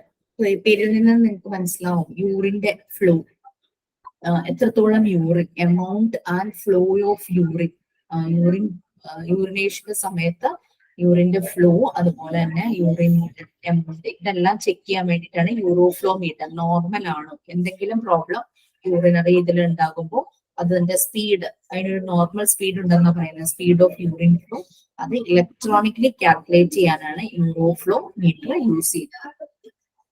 യൂറിനറി ട്രാക്ട്, നമുക്ക് ചിലർക്ക് ഭയങ്കര സ്ലോ ആയിട്ട് പോകുന്നു, പിടിച്ചു പോകുന്നു, യൂറിൻ പോകുമ്പോൾ ബുദ്ധിമുട്ട്, അങ്ങനെയൊക്കെ വരുന്നതൊക്കെ അതൊക്കെ എന്തെങ്കിലും ഡിസോർഡർ ആയിരിക്കും. അപ്പൊ യൂറിൻ ഒരു നോർമൽ ഫ്ലോ ഉണ്ടാകും, ഒരു സ്പീഡ് ഉണ്ടാകും. അത് നോക്കിയിട്ടാണ് ഇതിന്റെ ഇത് ടെസ്റ്റ് ചെയ്യുന്നത് യൂറോഫ്ലോമീറ്റർ യൂസ് ചെയ്തിട്ട്. യൂറിനറി ട്രാക്ട് എങ്ങനെ വർക്ക് ചെയ്യുന്നു എന്നുള്ളത് മനസ്സിലാക്കാനായിട്ട് പറ്റും. ഇതിന്റെ റെക്കോർഡ് ചെയ്യുന്ന പിക്ചേഴ്സ് ഇവിടെ കാണാം. നമ്മളെ ലബോറട്ടറിയിൽ യൂസ് ചെയ്യുന്ന ബൈനോക്കുലർ മൈക്രോസ്കോപ്പ്, ചെറിയ മൈക്രോ ഓർഗാനിസംസിനെയൊക്കെ നോക്കാൻ വേണ്ടിയിട്ട് സാധാരണ കണ്ണുകൊണ്ട് കാണാൻ പറ്റുന്നില്ല. ഇതിനൊരു ബേസ് സപ്പോർട്ട് മെക്കാനിസം ഉണ്ട്. Microscope with head that has 2 eyepiece lens, 2 eyepiece വരുന്ന ലെൻസ് ഉണ്ട്. ഇവിടെ എന്താണോ നമുക്ക് നോക്കേണ്ടത് അതിവിടെ വെച്ചിട്ട് ഇതിലൂടെ നമ്മൾ നോക്കുമ്പോൾ നമുക്കത് വ്യക്തമായിട്ട് ക്ലിയർ ആയിട്ട് കാണാനായിട്ട് പറ്റും.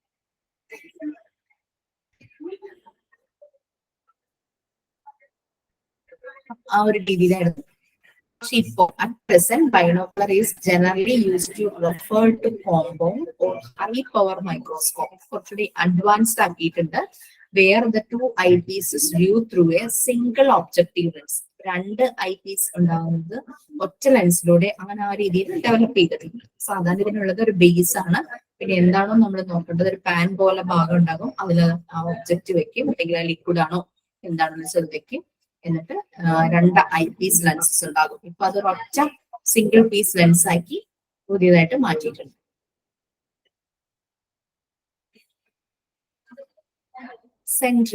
സെൻട്രിഫ്യൂഗ് എന്ന് പറഞ്ഞു കഴിഞ്ഞാൽ ഒരു ലബോറട്ടറി ഇൻസ്ട്രുമെന്റ് ആണ്. ഫ്ലൂയിഡ്സിനെ സെപ്പറേറ്റ് ചെയ്യാൻ, നിങ്ങൾ ലബോറട്ടറി സർവീസസ് നിങ്ങൾക്ക് എടുത്തപ്പോൾ അതിനകത്ത് പറഞ്ഞിട്ടുണ്ടാകും. സെൻട്രിഫ്യൂഗ് ഒരു ഫ്ലൂയിഡ്സിനെ സെപ്പറേറ്റ് ചെയ്യാൻ, ഗ്യാസിനെ, ലിക്വിഡിനെ എല്ലാം സെപ്പറേറ്റ് ചെയ്യാനാണ് സെൻട്രിഫ്യൂഗ് യൂസ് ചെയ്യുന്നത്. Based on dust.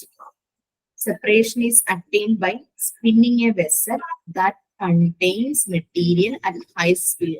ഇതിനകത്തൊരു വെസൽ ഉണ്ടാകും. നമ്മുടെ ബ്ലഡിനെ നമുക്ക് സെപ്പറേറ്റ് ചെയ്യണം. ബ്ലഡിന് നമുക്കറിയാം ബ്ലഡ് സെൽസ് ഉണ്ടാകും, വൈറ്റ് ബ്ലഡ് സെൽസ് ഉണ്ടാകും, പ്ലാസ്മ ഉണ്ടാകും, അല്ലെ? അങ്ങനെ പല ഭാഗങ്ങൾ ഉണ്ടാവും ബ്ലഡിന്. അപ്പൊ നമുക്കിപ്പോ പ്ലാസ്മയെ സെപ്പറേറ്റ് ചെയ്യണമെങ്കിൽ ഒരു പാത്രം പോലെ ഭാഗം ഉണ്ടാകും. അതിലെ ആ ബ്ലഡ് അതിനകത്തേക്ക് ഒഴിക്കും. എന്നിട്ട് നല്ല പോലെ ഒരു ഡിസ്ക് ഷേപ്ഡ് ആണ്, നല്ല പോലെ കറക്കും. ഒരു പർട്ടിക്കുലർ സ്പീഡിൽ റവല്യൂഷൻ നടക്കുകയാണ്. നല്ല സ്പീഡിൽ കറക്കുമ്പോൾ ഈ ബ്ലഡിലെ പാർട്ടിക്കിൾസ് സെപ്പറേറ്റഡ് ആവും. ഇതാണ് സെൻട്രിഫ്യൂഗിന്റെ പ്രിൻസിപ്പിൾ എന്ന് പറയുന്നത്. ഹെവിയർ മെറ്റീരിയൽസിനെ ഔട്ട്സൈഡ് ഓഫ് ദ വെസൽ, അതായത് ഡെൻസിറ്റിക്ക് അനുസരിച്ച് വെയിറ്റ് കൂടിയതിനെ വെസലിന്റെ പുറത്തേക്ക് ഇത് മാറ്റുന്നു. ചില ടെസ്റ്റുകളൊക്കെ ചെയ്യാൻ വേണ്ടിയിട്ട് പ്ലാസ്മയെ സെപ്പറേറ്റ് ചെയ്യണം എന്ന് പറയാം. അപ്പൊ അങ്ങനെ പ്ലാസ്മയെ അവരെ സെപ്പറേറ്റ് ചെയ്യാനായിട്ട് സെൻട്രിഫ്യൂഗ് ആണ് യൂസ് ചെയ്യുന്നത്. ബ്ലഡ് മാത്രമല്ല, ഏത് fluids. Next mini rotary shake. ചില നല്ല ഫീച്ചേഴ്സ് ഒക്കെയുള്ള വലിയ ലാബുകളിൽ ഈ ഫ്ലൂയിഡ്സിനെ മിക്സ് ചെയ്യണം. പല ടെസ്റ്റ് ട്യൂബിലുള്ളതും ഗ്ലാസ് വെസൽസിലുള്ളതും പല വോളിയത്തിലും മിക്സ് ചെയ്യണം. അതിനു വേണ്ടി യൂസ് ചെയ്യുന്നതാണ് മിനി റോട്ടറി ഷേക്ക്. ഇതിനകത്ത് ആ വെസൽസും ടെസ്റ്റ് ട്യൂബും ഒക്കെ വയ്ക്കാനുള്ള സ്പേസ് ഉണ്ട്. അതിൽ വെച്ചിട്ട് ഓൺ ചെയ്യുമ്പോഴേക്കും ആ മിക്സിങ് കറക്റ്റ് ആയിട്ട് നടക്കും. ആളുകൾ കയ്യിൽ പിടിച്ചിങ്ങനെ മിക്സ് ചെയ്യുന്നതിനേക്കാളും കറക്റ്റ് പ്രൊപ്പോർഷനിൽ ഇതിനെ ഷേക്ക് ചെയ്ത് കഴിഞ്ഞ് കഴിഞ്ഞാൽ മിക്സിങ് നടക്കും. ഇത് pathology, microbiology, chemistry, molecular biology, അങ്ങനെ ലാബിലെ ആവശ്യങ്ങൾക്കാണ് മിനി റോട്ടറി ഷേക്ക് യൂസ് ചെയ്യുന്നത്. ഫ്ലൂയിഡ്സും ഗ്യാസസും എല്ലാം മിക്സ് ചെയ്യാൻ വേണ്ടിയിട്ട്. Next treadmill test. ഹാർട്ടിന്റെ ഇതിന് വേണ്ടിയിട്ട് ചെയ്യുന്നതാണ്. നമ്മൾ ECG പറഞ്ഞു, എക്കോ ടെസ്റ്റ് പറഞ്ഞു, കാർഡിയാക് സ്ട്രെസ് ടെസ്റ്റ് ആണ് ട്രെഡ്മിൽ എന്ന് പറയുന്നത്. ട്രെഡ്മില്ലിലൂടെ നടത്തിക്കും. അതാണ് ചെയ്യുന്നത്. കണ്ടോ, പേഷ്യൻസിനെ ട്രെഡ്മില്ലിലൂടെ നടത്തും. Also known as cardiac stress test. ഇതൊരു കാർഡിയോളജിക്കൽ ടെസ്റ്റ് ആണ്. ദാറ്റ് ഇവാലുവേറ്റ്സ് ഹാർട്ടിന്റെ കപ്പാസിറ്റി. സ്ട്രെസ് കൊടുക്കുമ്പോൾ ഹാർട്ട് എങ്ങനെ റെസ്പോണ്ട് ചെയ്യുന്നു അതാണ്. അപ്പം വല്ലാതെ കിതയ്ക്കുക അങ്ങനെയൊക്കെ ക്ലിനിക്കൽ സറൗണ്ടിങ്സിലാണ് ഇത് ചെയ്യുക. കാരണം പേഷ്യന്റിന് പെട്ടെന്ന് ബുദ്ധിമുട്ട് വന്നു കഴിഞ്ഞാൽ പേഷ്യന്റ് അതിനനുസരിച്ച് നോക്കണം. അതുകൊണ്ട് ക്ലിനിക്കൽ സറൗണ്ടിങ്സിലാണ് ടെസ്റ്റ് ചെയ്യുന്നത്. The stress response is pursued by excite or by drug stimulation. ഏതെങ്കിലും രീതിയിൽ ഡ്രഗ്സ് കൊടുത്തോ അത് ഇവിടെ മോണിറ്റർ ഉണ്ടല്ലോ, ഈ മോണിറ്ററിലേക്ക് പേഷ്യന്റ് കണക്ട് ചെയ്തിട്ടുണ്ട്. അപ്പൊ അത് ഇവിടെ മാർക്ക് ചെയ്യും. ECG മോണിറ്റർ ടെക്നീഷ്യൻ ഇരുന്നിട്ട് സ്ട്രെസ് റെസ്പോൺസ് ഏതെങ്കിലും ഇതിപ്പോ ഒരു സ്പീഡ് കൊടുക്കുന്നു, ഒരു എക്സൈറ്റ്, ഒരു സ്റ്റിമുലേഷൻ കൊടുക്കുന്നു, പേഷ്യന്റ് നടക്കുന്നു. ഇതിന്റെ സ്പീഡിനനുസരിച്ച് പേഷ്യന്റ് ഇതിൽ കൂടെ നടന്നുകൊണ്ടിരിക്കും. അപ്പൊ അതിനനുസരിച്ച് ഇവിടെ റെക്കോർഡ് ആവും മോണിറ്ററിൽ. Next glucometer. Glucose meter is a medical equipment which is used to determine the proper concentration of glucose in the blood. അപ്പൊ ഗ്ലൂക്കോസിന്റെ പ്രോപ്പർ കോൺസെൻട്രേഷൻ, ബ്ലഡിൽ എത്രത്തോളം ഷുഗർ, പേഷ്യന്റ് ഷുഗർ അറിയാനായിട്ട് ഇതും ആളുകളിൽ വീട്ടിൽ വാങ്ങിച്ചു വെക്കാറുണ്ട്. ഡയബറ്റിക് പേഷ്യൻസ് ഒക്കെ ഉണ്ടെങ്കിൽ ഇത് വാങ്ങിച്ചു വെക്കുന്നത് നന്നായിരിക്കും. It can also be a piece of glucose paper immersed into a substance and measured to the glucose chart. നമുക്കറിയാം ഒരു ചെറിയ നീഡിൽ പോലെ ഉണ്ടാകും. നമ്മളത് ഒരു പെൻ പോലെ കൂടെ ഇതിന്റെ കൂടെ ഉണ്ടാകും. അത് വെച്ചിട്ട് നമ്മുടെ ഫിംഗറിൽ ചെയ്യുമ്പോഴേക്കും അവിടെ ഇങ്ങനെ ബ്ലഡ് പോലെ വരും. എന്നിട്ട് അത് ഈ ഗ്ലൂക്കോമീറ്ററിൽ ഒരു സ്ട്രിപ്പ് വയ്ക്കും. ഒരു പീസ് ഓഫ് ഗ്ലൂക്കോസ് പേപ്പർ ആണ്. അത് വെച്ചിട്ട് ആ ബ്ലഡിൽ ടച്ച് ചെയ്യുമ്പോഴേക്കും നമ്മളുടെ ബ്ലഡിലെ ഷുഗർ ലെവൽ ഇവിടെ ഈ മോണിറ്ററിൽ ഡിജിറ്റിലാണ് അതിൽ എഴുതി വരും.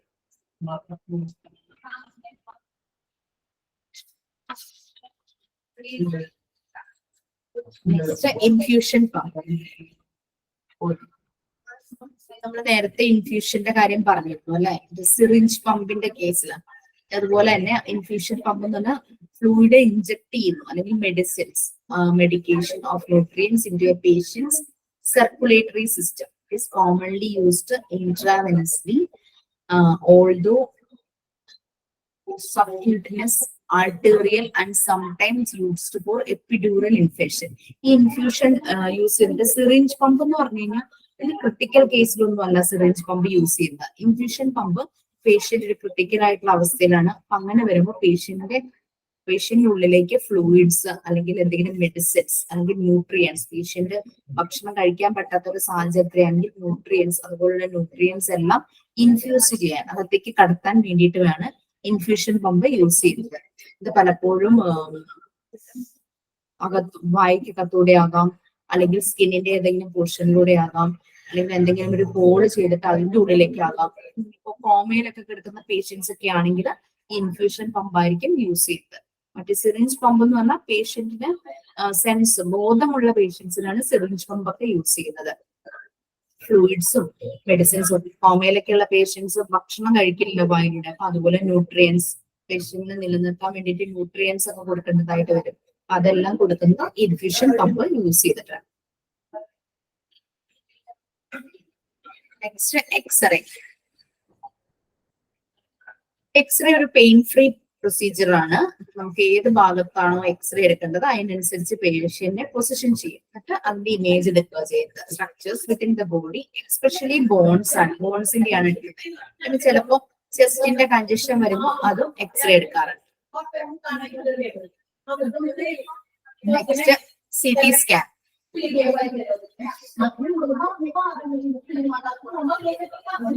കമ്പ്യൂട്ടർ ടോമോഗ്രാഫി സ്കാൻ അല്ലെങ്കിൽ CT സ്കാൻ. അതൊരു computer processed combinations of many x ray measurements. എക്സ്റേനേക്കാളും കുറച്ചുകൂടി അഡ്വാൻസ്ഡ് ആണ് CT സ്കാൻ എന്ന് പറയുന്നത്. ടേക്കൺ ഫ്രം വേരിയസ് ആംഗിൾസ്, പല ആംഗിൾസിൽ നിന്ന് എടുക്കും. പേഷ്യന്റ് ഇതുപോലൊരു മെഷീനിലൂടെ കടത്തി വിട്ടിട്ടാണ് CT സ്കാൻ എടുക്കുന്നത്. Various angles to make cross sectional images. എല്ലാ ഭാഗത്തു നിന്നും, ടോപ്പിൽ നിന്ന്, സൈഡിൽ നിന്ന്, ലെഫ്റ്റിൽ നിന്ന്, റൈറ്റിൽ നിന്ന്, അങ്ങനെ എല്ലാ ഭാഗങ്ങളിൽ നിന്നും പല ആംഗിൾസിൽ നിന്ന് എടുത്തിട്ട് അതിന്റെ ഇമേജസ് സ്കാൻ ചെയ്ത് എടുക്കുന്നതാണ് CT സ്കാൻ എന്ന് പറയുന്നത്. നമ്മുടെ ബോഡി ഒന്നും ടിയർ ചെയ്യാതെ, ബോഡി ഒന്നും ഓപ്പൺ ചെയ്യാതെ അല്ലാതെ തന്നെ എടുക്കാൻ പറ്റുന്നതാണ് CT സ്കാൻ.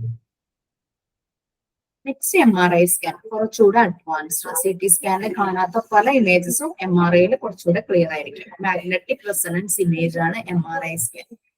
ലാർജ് മാഗ്നറ്റ് ആണ് യൂസ് ചെയ്യുന്നത്, റേഡിയോ വേവ്സ് ആണ്. Organ structures inside the body, ബോഡിക്കകത്തുള്ള ഓർഗൻ സ്ട്രക്ചേഴ്സ് എടുക്കാൻ വേണ്ടിയിട്ടാണ് MRI സ്കാൻ എടുക്കുന്നത്. Health care professionals makes use of MRI scans to diagnose. പല കണ്ടീഷൻസും, നമ്മുടെ ബോഡി അഫക്ട് ചെയ്ത പല കണ്ടീഷൻസും മനസ്സിലാക്കാൻ വേണ്ടിയിട്ടാണ് MRI എടുക്കുന്നത്. ബ്രെയിനിന്റെ, സ്പൈനൽ കോഡിന്റെ, ബോൺസ്, ജോയിന്റ്സ്, ബ്രസ്റ്റ്, പിന്നെ ഹാർട്ട് ആൻഡ് ബ്ലഡ് വെസൽസ്, അങ്ങനെ പലതും. എന്തൊക്കെ സീരിയസ് ആയിട്ടുള്ള കണ്ടീഷൻസ് ഉണ്ടെന്ന് തോന്നുന്നു, ആ സമയത്താണ് ഡോക്ടേഴ്സ് MRI ചെയ്യാൻ പറയുന്നത്. അത് പലതിന്റെ ആകാം, ബോൺസിന്റെ ആകാം, ജോയിൻസിന്റെ ആകാം, ബ്രെയിൻ, സ്പൈനൽ കോഡ് ആകാം, breast, heart and blood vessels. Next autoclave. അതായത് നമ്മൾ സ്റ്റെറിലൈസേഷൻ ഒക്കെ ചെയ്യില്ലേ, അണുക്കളൊക്കെ നശിച്ചു പോകാൻ വേണ്ടിയിട്ട് ആന്റിസെപ്റ്റിക് ലോഷൻ ഒക്കെ ഉപയോഗിക്കാം. അതിന്റെ കുറച്ചുകൂടെ അഡ്വാൻസ്ഡ് വേർഷൻ ഓട്ടോക്ലേവ് എന്ന് പറയുന്നത്. ഒരു മെക്കാനിക്കൽ ഡിവൈസ് ആണ്. ഹൈ ടെമ്പറേച്ചർ സ്റ്റീം, ഇത്ര ടെമ്പറേച്ചറിലുള്ള സ്റ്റീമാണ്, ആവിയാണ് ഇനി യൂസ് ചെയ്യുന്നത്. And pressure to destroy microorganisms such as bacteria, virus, fungus and spores on items that are put as inside its pressure level. High pressure കൊടുത്ത് ഒരു steam apply ചെയ്ത് ബാക്ടീരിയനെയും വൈറസിനെയും ഫംഗസിനെയും എല്ലാം ഇല്ലാതാക്കുന്നതാണ് ഓട്ടോക്ലേവ് എന്ന് പറയുന്നത്. Autoclaves are commonly used as steam stabilizers. നിങ്ങൾ waste മാനേജ്മെന്റിൽ autoclaving നമുക്ക് വരുന്നുണ്ട്. Used as steam sterilizers in healthcare, laboratory, food and pharmaceutical industries are steam sterilizers. Steam use ചെയ്തിട്ട് ലാബിലെ എക്യുപ്മെന്റ്സ്, അല്ലെങ്കിൽ ഹെൽത്ത് കെയർ സെഷനിലെ എക്യുപ്മെന്റ്സ്, പിന്നെ ഫാർമസ്യൂട്ടിക്കൽ, അതിനകത്ത് പല എക്യുപ്മെന്റ്സും എല്ലാം ക്ലീൻ ചെയ്യാനായിട്ട് യൂസ് ചെയ്യുന്നതാണ് ഈ ഓട്ടോക്ലേവ് എന്ന് പറയുന്നത്.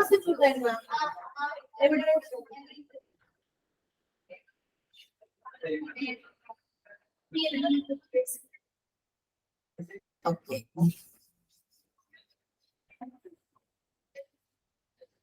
സ്റ്റീം സ്റ്റെറിലൈസേഴ്സ് ആണ് നമ്മൾ സാധാരണ ഉപയോഗിക്കുന്ന ലോഷനോ അങ്ങനെയൊന്നും അല്ലാതെ സ്റ്റീം ഉപയോഗിച്ച് ക്ലീൻ ചെയ്യുന്നത്. അതാണ് ഓട്ടോക്ലേവ് എന്ന് പറയുന്നത്. ഹോസ്പിറ്റലുകളിലെല്ലാം അത് ആവശ്യമാണല്ലോ, കാരണം ലാബിലൊക്കെ പല രീതിയിൽ ഇൻഫെക്റ്റഡ് ആയിട്ടുള്ള ഫ്ലൂയിഡും ഒക്കെ കൊണ്ടുവരും, ബ്ലഡ് സാമ്പിൾസ് എല്ലാം കൊണ്ടുവരും. അതെല്ലാം അവിടെ ടെസ്റ്റ് ചെയ്തതിനു ശേഷം അതെല്ലാം അവിടെ ഡിസ്പോസ് ചെയ്യുന്നുണ്ട്. അവിടെ എല്ലാം ക്ലീൻ ചെയ്യാനായിട്ട് ഈ ഓട്ടോക്ലേവ് ഉപയോഗിക്കും.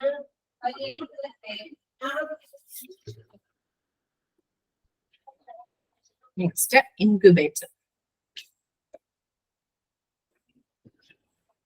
നമുക്കറിയാം, ചിലപ്പോൾ പ്രിമച്വർ ബേബീസ് ഉണ്ടാകും, ചെറിയ കുഞ്ഞുങ്ങളൊക്കെ ഉണ്ടാകുമ്പോൾ അവര് ആ ഒരു പുറത്തുള്ള ടെമ്പറേച്ചർ വിസ്റ്റാൻഡ് ചെയ്യാനായിട്ട് പറ്റില്ല. അപ്പൊ അങ്ങനെയുള്ളവരെ കുറച്ച് സമയം ഇൻക്യുബേറ്ററിൽ സൂക്ഷിക്കും. നമുക്കിത് ഇൻഫാന്റ് ഇൻക്യുബേറ്റർ ആണ് ഹോസ്പിറ്റലുകളിൽ നമ്മൾ അല്ലാതെ കേട്ടിട്ടുണ്ട്. ഫാമിങ്ങിൽ ഇൻക്യുബേറ്റർ യൂസ് ചെയ്യുന്നത് അല്ലെ. Small equipment commonly used in paediatric hospitals, birthing centres and neonatal intensive care unit. Neonatal എന്ന് പറഞ്ഞാൽ child birth related. Possibly the most apparent function of an infant incubator is to safeguard infants during the earliest stage of life. അതായത് premature ആയിട്ട് baby birth ആയി കഴിഞ്ഞാൽ അവരെ ഇൻക്യുബേറ്ററിൽ സൂക്ഷിക്കും. കാരണം പുറത്തുള്ള ടെമ്പറേച്ചർ സർവൈവ് ചെയ്യാനായിട്ട് പറ്റില്ല. അപ്പൊ അതിന് വേണ്ടിയിട്ടാണ് ഈ ഇൻക്യുബേറ്റേഴ്സ് യൂസ് ചെയ്യുന്നത്. ഓക്കെ, അത് ക്ലിയർ ആയാലും അറിയാലോ. മെഡിക്കൽ റെഫ്രിജറേറ്റർ, പലപ്പോഴും പല മെഡിസിൻസും നമുക്ക് സൂക്ഷിക്കേണ്ടതായിട്ട് വരും ഫ്രിഡ്ജിൽ. അതിന് വേണ്ടിയിട്ട് യൂസ് ചെയ്യുന്നതാണ് മെഡിക്കൽ റെഫ്രിജറേറ്റർ. അത് അതിന് വേണ്ടിയിട്ട് ഡിസൈൻ ചെയ്തിട്ടുണ്ടാവും. നമ്മള് കിച്ചണിലൊക്കെ യൂസ് ചെയ്യുന്ന സാധാരണ ഫ്രിഡ്ജ് പോലെ ആയിരിക്കില്ല, പല കമ്പാർട്ട്മെന്റ്സ് ഉണ്ടാവും. എനിക്ക് ലബോറട്ടറി എക്യുപ്മെന്റ്സിൽ ഇത് നിങ്ങൾക്ക് ഡീറ്റെയിൽ ആയിട്ട് പറഞ്ഞിട്ടുണ്ടോ എന്ന് എനിക്കറിയില്ല, നല്ല അടുത്തേക്ക് തോന്നുന്നു. Requiring temperature demands four safe. നമുക്ക് വാക്സിനേഷന് വേണ്ടുന്ന വാക്സിൻ ഒക്കെ സൂക്ഷിക്കുന്നത് ഇതിലായിരിക്കും. പല ടെമ്പറേച്ചർ ആയിരിക്കും ഇതിന്റെ പല കമ്പാർട്ട്മെന്റിലും. ഓരോ മെഡിസിൻസും ഓരോ ടെമ്പറേച്ചർ പറഞ്ഞിട്ടുണ്ടാവും. ആ ഒരു ടെമ്പറേച്ചറിൽ വെക്കേണ്ടതായിട്ട് വരും. പിന്നെ അത് കൂടാതെ തന്നെ റെഫ്രിജറേറ്ററിന്റെ ആവശ്യം ഹോസ്പിറ്റലുകളിലുണ്ട്. അതായത് ചില ബ്ലഡ് സാമ്പിൾസ് അല്ലെങ്കിൽ ചില ടിഷ്യൂസ് ഒക്കെ ടെസ്റ്റ് ചെയ്യാനായിട്ട് എടുക്കുമ്പോൾ അതും ഇതുപോലെ ഒരു പർട്ടിക്കുലർ ടെമ്പറേച്ചറിൽ സൂക്ഷിക്കേണ്ടതായിട്ട് വരും. അത് സൂക്ഷിക്കാനും റെഫ്രിജറേറ്റർ ഉപയോഗിക്കാറുണ്ട്. സേഫ് വാക്സിൻ സ്റ്റോറേജ്, പിന്നെ temperature ranges between 35 degree Fahrenheit to 46 degree Fahrenheit. These medical refrigerators will securely store a wide range, പല റേഞ്ചിലുള്ള, ഓരോ മെഡിസിനും ഓരോ ടെമ്പറേച്ചർ ആയിരിക്കും, ഓരോ കമ്പാർട്ട്മെന്റിനും ഓരോ ടെമ്പറേച്ചർ കൊടുത്തിട്ടുണ്ടായിരിക്കും. അപ്പൊ ടെമ്പറേച്ചർ റേഞ്ച് ഡിഫറെന്റ് ആയിട്ട് രീതിയിലുള്ള റേഞ്ചുള്ള മെഡിക്കൽ റെഫ്രിജറേറ്റർ ഉണ്ടായിരിക്കും. ഇതിലെല്ലാം മെഡിസിൻസ്.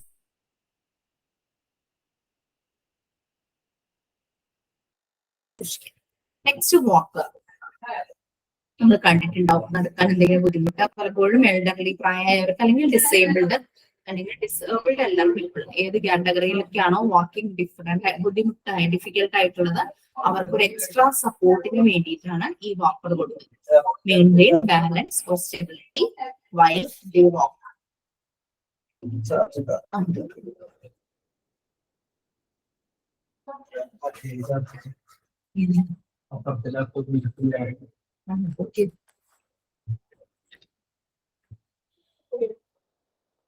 അടുത്തത് ട്രെക്കിസ്റ്റോം.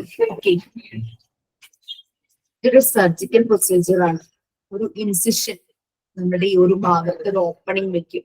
Direct airway through an incision ഇന്റെ ട്രക്കിയ ഉണ്ട് നമുക്കിവിടെ നമ്മുടെ വോയിസ് ഇതാവുന്നത്.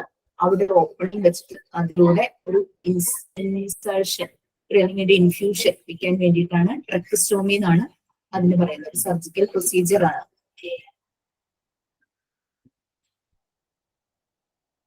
ചിലപ്പോ മൂക്കിലൂടെയൊക്കെ ബ്രീത്തിങ്, ആ ഒരു എയർവേ പ്രോപ്പർ ആയിട്ട് വർക്ക് ചെയ്ത് വരുമ്പോൾ ഇവിടെ ഒരു എയർവേ, ഒരു ഓപ്പണിംഗ് നടത്തി ഒരു എയർവേ നടത്തും. ചിലപ്പോ അതിലൂടെ ആയിരിക്കും ബ്രീത്തിങ്. ഇത് ചെയ്ത് കഴിഞ്ഞു കഴിഞ്ഞാൽ ചിലപ്പോൾ സംഭവിക്കുന്നത് ശബ്ദത്തിന് എന്തെങ്കിലും ഇഷ്യൂ വരും. പിന്നെ അവരവിടെ ഒരു ആർട്ടിഫിഷ്യൽ ആയിട്ടുള്ള ഒരു സാധനം വെച്ചിട്ട് അതിൽ പ്രസ് ചെയ്തിട്ടൊക്കെ സംസാരിക്കുന്ന കാണാറില്ലേ. ക്രച്ചസ്, വാക്കിങ്ങിന് വേണ്ടിയിട്ട് ഉള്ള ഒരു എയ്ഡാണ് ക്രച്ചസ് എന്ന് പറയുന്നത്. അത് പല ടൈപ്പ് ഉണ്ട് അല്ലെ, പല ടൈപ്പ് കാണാം. പണ്ടത്തെ ഒരു ഓക്സിലറി ക്രച്ച്, പിന്നെ എൽബോ മാത്രം അങ്ങനെയുള്ള ക്രച്ച് ഉണ്ട്. പിന്നെ അല്ലാതെ കെട്ടർ ക്രച്ച്, പല പണ്ട് കാലങ്ങളിൽ യൂസ് ചെയ്യുന്നതായിരുന്നു ഈ ഓക്സിലറി ടൈപ്പ്. നടക്കാനായിട്ട് സഹായിക്കുന്നു. അതായത് ഓരോ ആളുകളുടെ സൈസിനനുസരിച്ചായിരിക്കും ഇത് ഉപയോഗിക്കുന്നത്. They carry weight from the legs to the upper body and are many a time used by people who are unable to move their legs to support their weight, from short-term injuries to long-lasting disabilities. ചിലപ്പോൾ short ടേമിലേക്ക് ഇത് use ചെയ്താൽ മതി. ചെറിയ injury ഒക്കെ ആണെങ്കിൽ അതൊന്ന് ഭേദമാവുന്നത് വരെ ഈ ക്രച്ചസ് ഉപയോഗിച്ചാൽ മതി. ചിലപ്പോൾ അത് ലോങ് ലാസ്റ്റിംഗ് ഡിസബിലിറ്റി ആണെങ്കിൽ ലോങ് ലാസ്റ്റിംഗ് തന്നെ ഉപയോഗിക്കേണ്ടതായിരിക്കും. 3 ടൈപ്സ് ഉണ്ട്. Auxiliary crutches, elbow crutches, gutter crutches. അങ്ങനെ 3 ടൈപ്പ് ആയിട്ടാണ് ഇത്. ഗട്ടർ ക്രച്ച് കുറച്ചുകൂടെ അഡ്വാൻസ്ഡ് ആണ്. അതിലൊരു സ്വിച്ച് പോലത്തെ ഭാഗങ്ങളൊക്കെ ഉണ്ട്.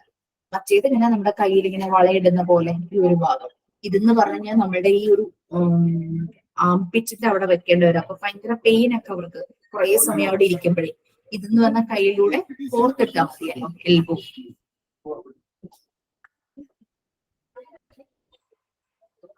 Next cardiac monitor. Cardiac monitor താഴെ കാണാം. നമ്മൾ ECG എടുക്കുമ്പോഴൊക്കെ അതിന്റെ ആ ഹാർട്ടിന്റെ ആ ബീറ്റ്സ് എല്ലാം അവിടെ ഇങ്ങനെ റെക്കോർഡഡ് ആയിട്ട് കാണാം. Exhibits the electrical and pressure waveforms of the cardio vascular system. നമ്മുടെ കാർഡിയോ വാസ്കുലർ സിസ്റ്റത്തിന്റെ കറക്റ്റ് കാര്യങ്ങൾ ഇവിടെ റെക്കോർഡഡ് ആയിട്ട് മോണിറ്ററിൽ കണ്ടോ, മാർക്ക് ചെയ്തിട്ടുണ്ടായിരിക്കും. അപ്പൊ അത് നോക്കിയിട്ട് പേഷ്യന്റിന്റെ ഹാർട്ടിന് എന്തെങ്കിലും ഇഷ്യൂ ഉണ്ടെങ്കിൽ അത് മനസ്സിലാക്കി ട്രീറ്റ്മെന്റ് പ്ലാൻ ചെയ്യും. റെസ്പിറേറ്ററി ലങ്സിന്റെ ഇതും ഫങ്ഷൻസും അതും കാൽക്കുലേറ്റ് ചെയ്യുന്നുണ്ട്. It is most commonly used in emergency rooms. ICU emergency situation, emergency റൂംസിലൊക്കെയാണ് ഇത് യൂസ് ചെയ്യുന്നത്. Critical care areas, critical care unit, അവിടെ എല്ലാം പേഷ്യന്റ് ഒബ്സർവ് ചെയ്യാം. പേഷ്യന്റ് കണ്ടീഷൻസ് കറക്റ്റ് ആണോ, ക്രിട്ടിക്കലായിട്ട് വരുന്ന പേഷ്യന്റ് അത് ഒബ്സർവ് ചെയ്യാൻ വേണ്ടിയിട്ടാണ് യൂസ് ചെയ്യുന്നത്.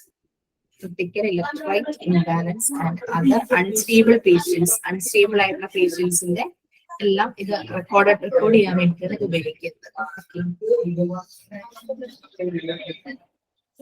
ലാസ്റ്റ് ഒന്നാണ്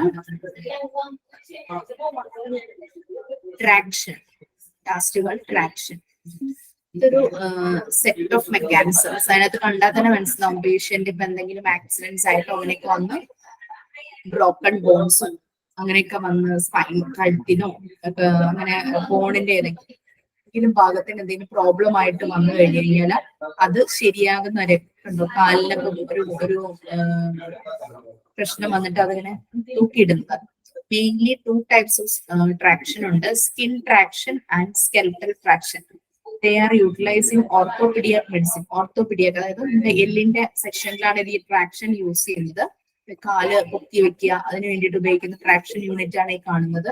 പിന്നെ ഇവിടെ കൈയുടെ ഇവിടെ കണ്ടോ, ഇവിടെ ഒരു ട്രാക്ഷൻ യൂണിറ്റ് ഉപയോഗിച്ചിട്ടുണ്ട്.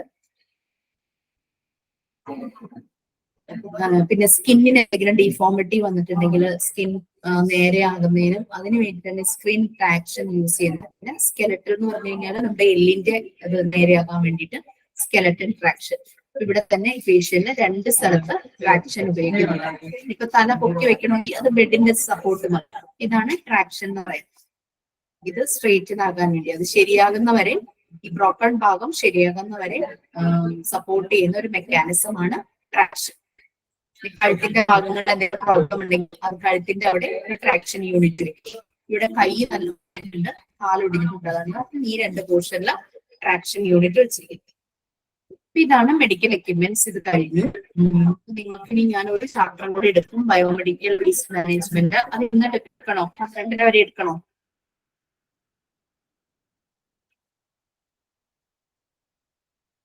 ആരുമില്ലേ? ഒരാളുള്ളൂ. മെഡിക്കൽ എക്യുപ്മെന്റ്സ് ആയിരുന്നു അത്.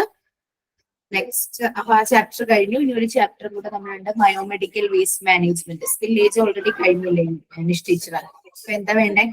ഇന്ന് തന്നെ എടുക്കണോ? എന്തോ ഒരു 5 minutes ബ്രേക്ക് എങ്ങാനും വേണം. ബ്രേക്ക് വേണം. 5 minutes. ഞാൻ ബ്രേക്കത്തെ വെള്ളം കുടിച്ചിട്ടെ.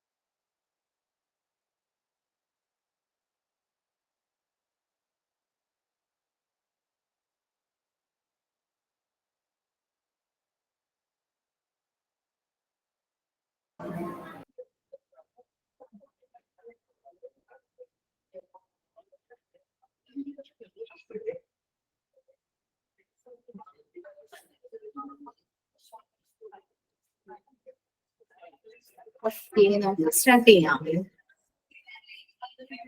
12:30 വരെ എടുക്കാം കേട്ടോ. അപ്പൊ സ്പില്ലേജ് വേസ്റ്റ് മാനേജ്മെന്റ് വന്നു ഞാൻ വിചാരിക്കുന്നു. സ്പില്ലേജ് വേസ്റ്റ് മാനേജ്മെന്റ് ചെയ്താൽ നിങ്ങൾക്ക് ഇത് എളുപ്പമായിരിക്കും. ബയോമെഡിക്കൽ വേസ്റ്റ് മാനേജ്മെന്റ് നമുക്കറിയാം, ഹോസ്പിറ്റൽസ് എന്ന് പറഞ്ഞാൽ പല രീതിയിലുള്ള വേസ്റ്റ് വരും.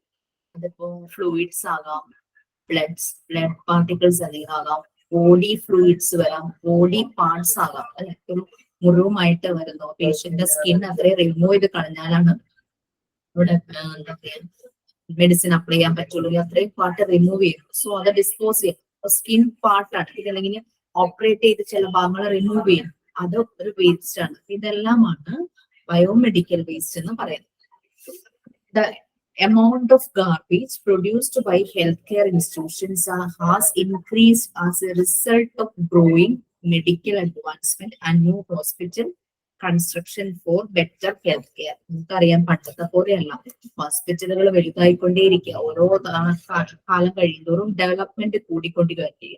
ഒരു ബിസിനസ് അല്ലെ ഏറ്റവും ബെറ്റർ ആക്കാൻ നോക്കുന്നു അവർ കൊടുക്കുന്ന ഹെൽത്ത് കെയർ. അപ്പൊ അതിനനുസരിച്ച് ഹോസ്പിറ്റലുകളിൽ ഉണ്ടാകുന്ന ആളുകളും പോപ്പുലേഷനും കൂടി വരുന്നു.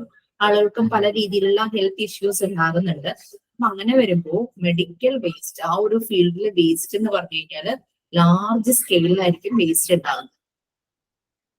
Both waste from any medical practice in health care facilities, testing centers and laboratories are referred to as healthcare waste or biomedical waste. അപ്പൊ ഇങ്ങനെ ഉണ്ടാകുന്ന വേസ്റ്റുകളെ ഹെൽത്ത് കെയർ വേസ്റ്റ് അല്ലെങ്കിൽ ബയോമെഡിക്കൽ വേസ്റ്റ് എന്നാണ് പറയുന്നത്.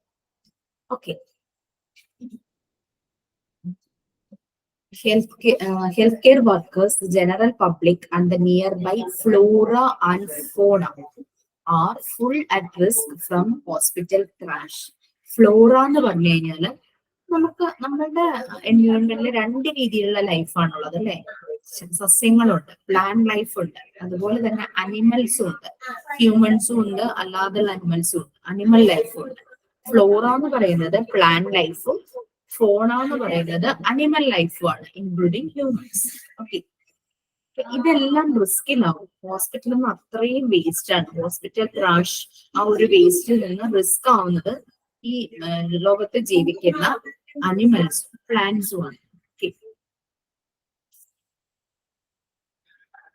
Hospital and other healthcare facilities issues with waste disposal have grown to be a cause of rising concern.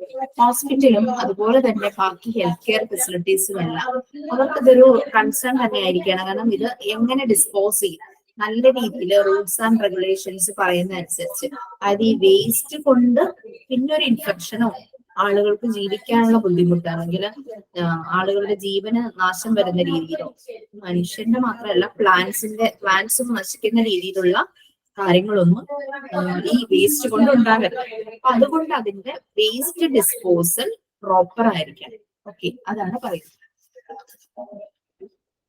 The majority of nations worldwide, especially developing countries, are facing a difficult situation as a result of environmental pollution caused by pathological waste generated by growing populations and the resulting rapid growth in the number of healthcare centers. ഈ എല്ലാ കൺട്രീസും, developing കൺട്രീസും എല്ലാവരും face ചെയ്യുന്ന ഒരു situation ആണിത്. എൻവയോൺമെന്റിന് pollution ആകുന്ന രീതിയിലുള്ള ഇതൊന്നും ഇതുപോലുള്ള വേസ്റ്റ് കൊണ്ട് ഉണ്ടാകരുത്. പിന്നെ ആളുകളുടെ പൊല്യൂഷൻ ഇങ്ങനെ ആളുകൾ കൂടിക്കൊണ്ടേയിരിക്കുക, റാപ്പിഡ് ഗ്രോത്ത് ആണ്, കൂടിക്കൊണ്ടേയിരിക്കുവാണ്. Health care സെന്റേഴ്സും കൂടുവാണ്. അപ്പൊ അതിനനുസരിച്ച് ഈ ഉണ്ടാകുന്ന വേസ്റ്റും കൂടുതലായിരിക്കും. അതായത് എൻവയോൺമെന്റ് ഒട്ടും പൊള്യൂട്ടഡ് അല്ലാത്ത രീതിയിൽ ഇതിനെയെല്ലാം മാനേജ് ചെയ്യണം. ഈ വേസ്റ്റ് മാനേജ്മെന്റ് നടക്കണം, അതാണ് പറയുന്നത്. നമുക്ക് ക്ലിയർ ആയല്ലോ? നമുക്ക് മനസ്സിലായി, ഹെൽത്ത് കെയർ ഇൻസ്റ്റിറ്റ്യൂഷൻസ് കൂടുവാണ്, ഡെവലപ്മെന്റ്സ് കൂടുവാണ്, പോപ്പുലേഷൻ കൂടുവാണ്. അതിനനുസരിച്ച് ഹോസ്പിറ്റലുകളിൽ നിന്നുണ്ടാകുന്ന വേസ്റ്റും കൂടുകയാണ്. അപ്പൊ അത് കറക്റ്റ് പ്രോപ്പർ ആയിട്ട് ഡിസ്പോസ് ചെയ്തില്ലെങ്കിൽ അനിമൽ ലൈഫിനെയും പ്ലാന്റ് ലൈഫിനെയും അത് വല്ലാതെ ബാധിക്കും. ഫർദർ ഇൻഫെക്ഷനോ അല്ലെങ്കിൽ അവരുടെ ലൈഫ് ക്രിട്ടിക്കൽ ആകുന്ന രീതിയിലുള്ള ഒന്നും ആകാൻ പാടില്ല. ഇങ്ങനെയുള്ള വേസ്റ്റുകളെ കറക്റ്റ് ആയിട്ട് ഡിസ്പോസ് ചെയ്യണം, പ്രോപ്പർ വേസ്റ്റ് മാനേജ്മെന്റ് നടക്കണം. അതാണ് മെയിൻ കൺസേൺ. അതാണ് നമ്മൾ പറഞ്ഞത്. എന്താണ് BMW, അതായത് ബയോമെഡിക്കൽ വേസ്റ്റ് മാനേജ്മെന്റ് എന്ന് പറയുന്നത് എന്താണ്? അല്ലെങ്കിൽ ഹോസ്പിറ്റൽ വേസ്റ്റ്. ഇത് kind of waste containing infectious എന്ന് പറഞ്ഞു കഴിഞ്ഞാൽ ഇൻഫെക്ഷൻ ഉണ്ടാക്കാൻ പറ്റുന്ന രീതിയിലുള്ളത്, അത് പൊട്ടൻഷ്യലി ഇൻഫെക്ഷ്യസ്. ഇപ്പോൾ HIV പേഷ്യൻസ് ഉണ്ട്, ആ പേഷ്യന്റിന്റെ ബോഡിയിലുള്ള ഫ്ലൂയിഡ്സ് അല്ലെങ്കിൽ പേഷ്യന്റിന് യൂസ് ചെയ്ത നീഡിൽസ്, മരുന്ന് കൊടുക്കാൻ നീഡിൽസ് എല്ലാം ഇൻഫെക്റ്റഡ് ആണ് അല്ലെ. അപ്പൊ ഇൻഫെക്റ്റഡ് മെറ്റീരിയൽസ് അല്ലെങ്കിൽ വേറെ ഏതെങ്കിലും ഇൻഫെക്ഷൻ ഉള്ള ഒരു വ്യക്തി, ഇതൊക്കെ സംഭവിക്കാവുന്ന കാര്യങ്ങളാണ്. അല്ലെങ്കിൽ ഇൻഫെക്റ്റഡ് ആയിട്ടുള്ള ഒരു പാർട്ട് റിമൂവ് ചെയ്തു, ഇതെല്ലാം produced during the treatment of both people and animals. രണ്ട് സെക്ടറിലുണ്ടാകാം, വെറ്റിനറി സെഷൻ, അനിമൽസിന്റെ സെഷനിൽ ഉണ്ടാകാം, as well as during study involving biologies. എന്തെങ്കിലും സ്റ്റഡീസ് നടക്കുമ്പോഴും ഈ പറയുന്ന രീതിയിലുള്ള വേസ്റ്റ് പുറത്തേക്ക് വരാം. റിസർച്ചുകളൊക്കെ നടക്കുമല്ലോ, ചിലപ്പോൾ എന്തെങ്കിലും മെഡിസിൻസ് പരീക്ഷിക്കുന്നു, അങ്ങനെയുള്ള പല റിസർച്ച് ഒക്കെ നടക്കും. അങ്ങനെ വരുന്ന ഇൻഫെക്ഷ്യസ് ആയിട്ടുള്ള മെറ്റീരിയൽസിനെയാണ് ബയോമെഡിക്കൽ വേസ്റ്റ് എന്ന് പറയുന്നത്, ഇങ്ങനെയുള്ള കേസസ്. ഇനി ബയോമെഡിക്കൽ വേസ്റ്റ് മാനേജ്മെന്റ്, അതിന്റെ ഒബ്ജക്റ്റീവ്സ്, ലക്ഷ്യങ്ങൾ, ഗോൾ എന്താണെന്നതാണ്. എന്തായിരിക്കും ഗോള്? ഇൻഫെക്ഷൻ ഉണ്ടാകാതെ നോക്കണം, അതാണ് അവരുടെ മെയിൻ ഗോളായിട്ട് വരുന്നത്. To lessen the quantity of waste that must be treated as noxious waste. Noxious ആണ് harmful, ഉപദ്രവകരമായത്, harmful. അത് ക്വാണ്ടിറ്റി കുറയ്ക്കുക. നമ്മൾ വീടുകളിലും അങ്ങനെ തന്നെയല്ലേ നമ്മൾ ചെയ്യുന്നത്. പ്ലാസ്റ്റിക് ഉപയോഗിക്കാതിരുന്നു കഴിഞ്ഞാൽ നമുക്ക് അത്രത്തോളം പ്ലാസ്റ്റിക് എന്നുള്ള വേസ്റ്റ് കുറയ്ക്കാനായിട്ട് പറ്റും. അപ്പൊ നമ്മൾ വേസ്റ്റ് ഉണ്ടാകുന്ന ബയോഡിഗ്രേഡബിൾ ആയിട്ടുള്ള വേസ്റ്റ് ഒന്നും കുഴപ്പമില്ല. ലൈക്ക് ഈ പച്ചക്കറിയുടെ വേസ്റ്റ്, നമ്മളിപ്പോ മീൻ കഴുകിയതിന്റെ വേസ്റ്റ്, മീറ്റ് എടുത്ത് കടിയതിന്റെ വേസ്റ്റ് എന്ന് വെച്ചാൽ അതെന്ന് പറഞ്ഞാൽ ബയോഡിഗ്രേഡബിൾ ആണ്. അതേസമയം ചെടികൾക്ക് വളമായിട്ടോ ഒക്കെ നമുക്ക് ഉപയോഗിക്കാം. അതങ്ങനെ മണ്ണിൽ അങ്ങനെ അലിഞ്ഞു ചേരും. പക്ഷെ ഇങ്ങനെയുള്ള വേസ്റ്റ്, ഈ ഹോസ്പിറ്റലിൽ ഉണ്ടാകുന്ന വേസ്റ്റ് അങ്ങനെ നമുക്ക് ഉപയോഗിക്കാൻ പറ്റുന്നതല്ല അല്ലെ. ബോഡി ടിഷ്യൂസ് ഉണ്ടാകാം, ബോഡി ഫ്ലൂയിഡ്സ് ഉണ്ടാകാം, നീഡിൽസ് ഉണ്ടാകാം, പല സാധനങ്ങൾ ഉണ്ടാകും. അപ്പൊ എപ്പോഴും വേസ്റ്റിന്റെ ക്വാണ്ടിറ്റി കുറയ്ക്കുക എന്നുള്ളതാണ് ആദ്യം ചെയ്യേണ്ടത്. ഇങ്ങനെ ഹാർംഫുൾ ആയിട്ടുള്ള വേസ്റ്റിന്റെ ക്വാണ്ടിറ്റി കുറയ്ക്കുക. ഇനി exposability risk to noxious health care waste for workers. ഇതുമായിട്ട് റിലേറ്റ് ചെയ്ത് കോണ്ടാക്ട് വരുന്ന വർക്കേഴ്സ് ഉണ്ട്, അത് കൂടുതൽ റിസ്ക് ആയിരിക്കും. അപ്പൊ അതിന്റെ എക്സ്പോസിങ് കുറയ്ക്കുക. അങ്ങനെ റിസ്ക് ഈ ഹാർംഫുൾ ആയിട്ടുള്ള വേസ്റ്റ് വരുന്നത് അത് കൈകാര്യം ചെയ്യുന്ന വർക്കേഴ്സ് ഉണ്ടായിരിക്കും. അപ്പൊ അവർക്ക് അത് അവരിലേക്ക് കൂടുതൽ എക്സ്പോസ്ഡ് ആവുന്നത് കുറയ്ക്കും.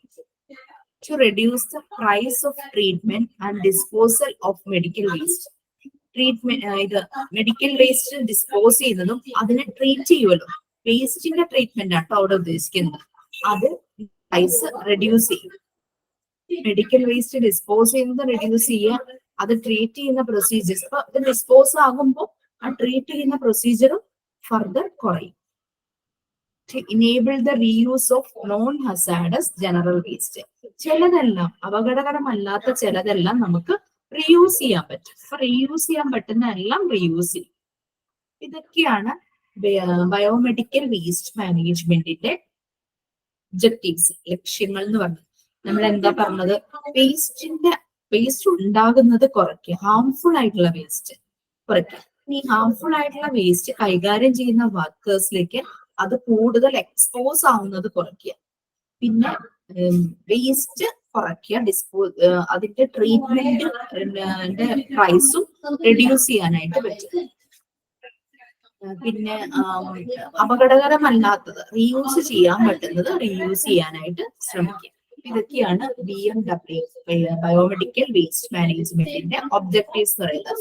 ഇനി ബയോമെഡിക്കൽ വേസ്റ്റുമായിട്ട് എപ്പോഴും ടച്ച് ആയിട്ടിരിക്കുന്നവരായിരിക്കും ഇതിന്റെ റിസ്ക് കൂടുതൽ.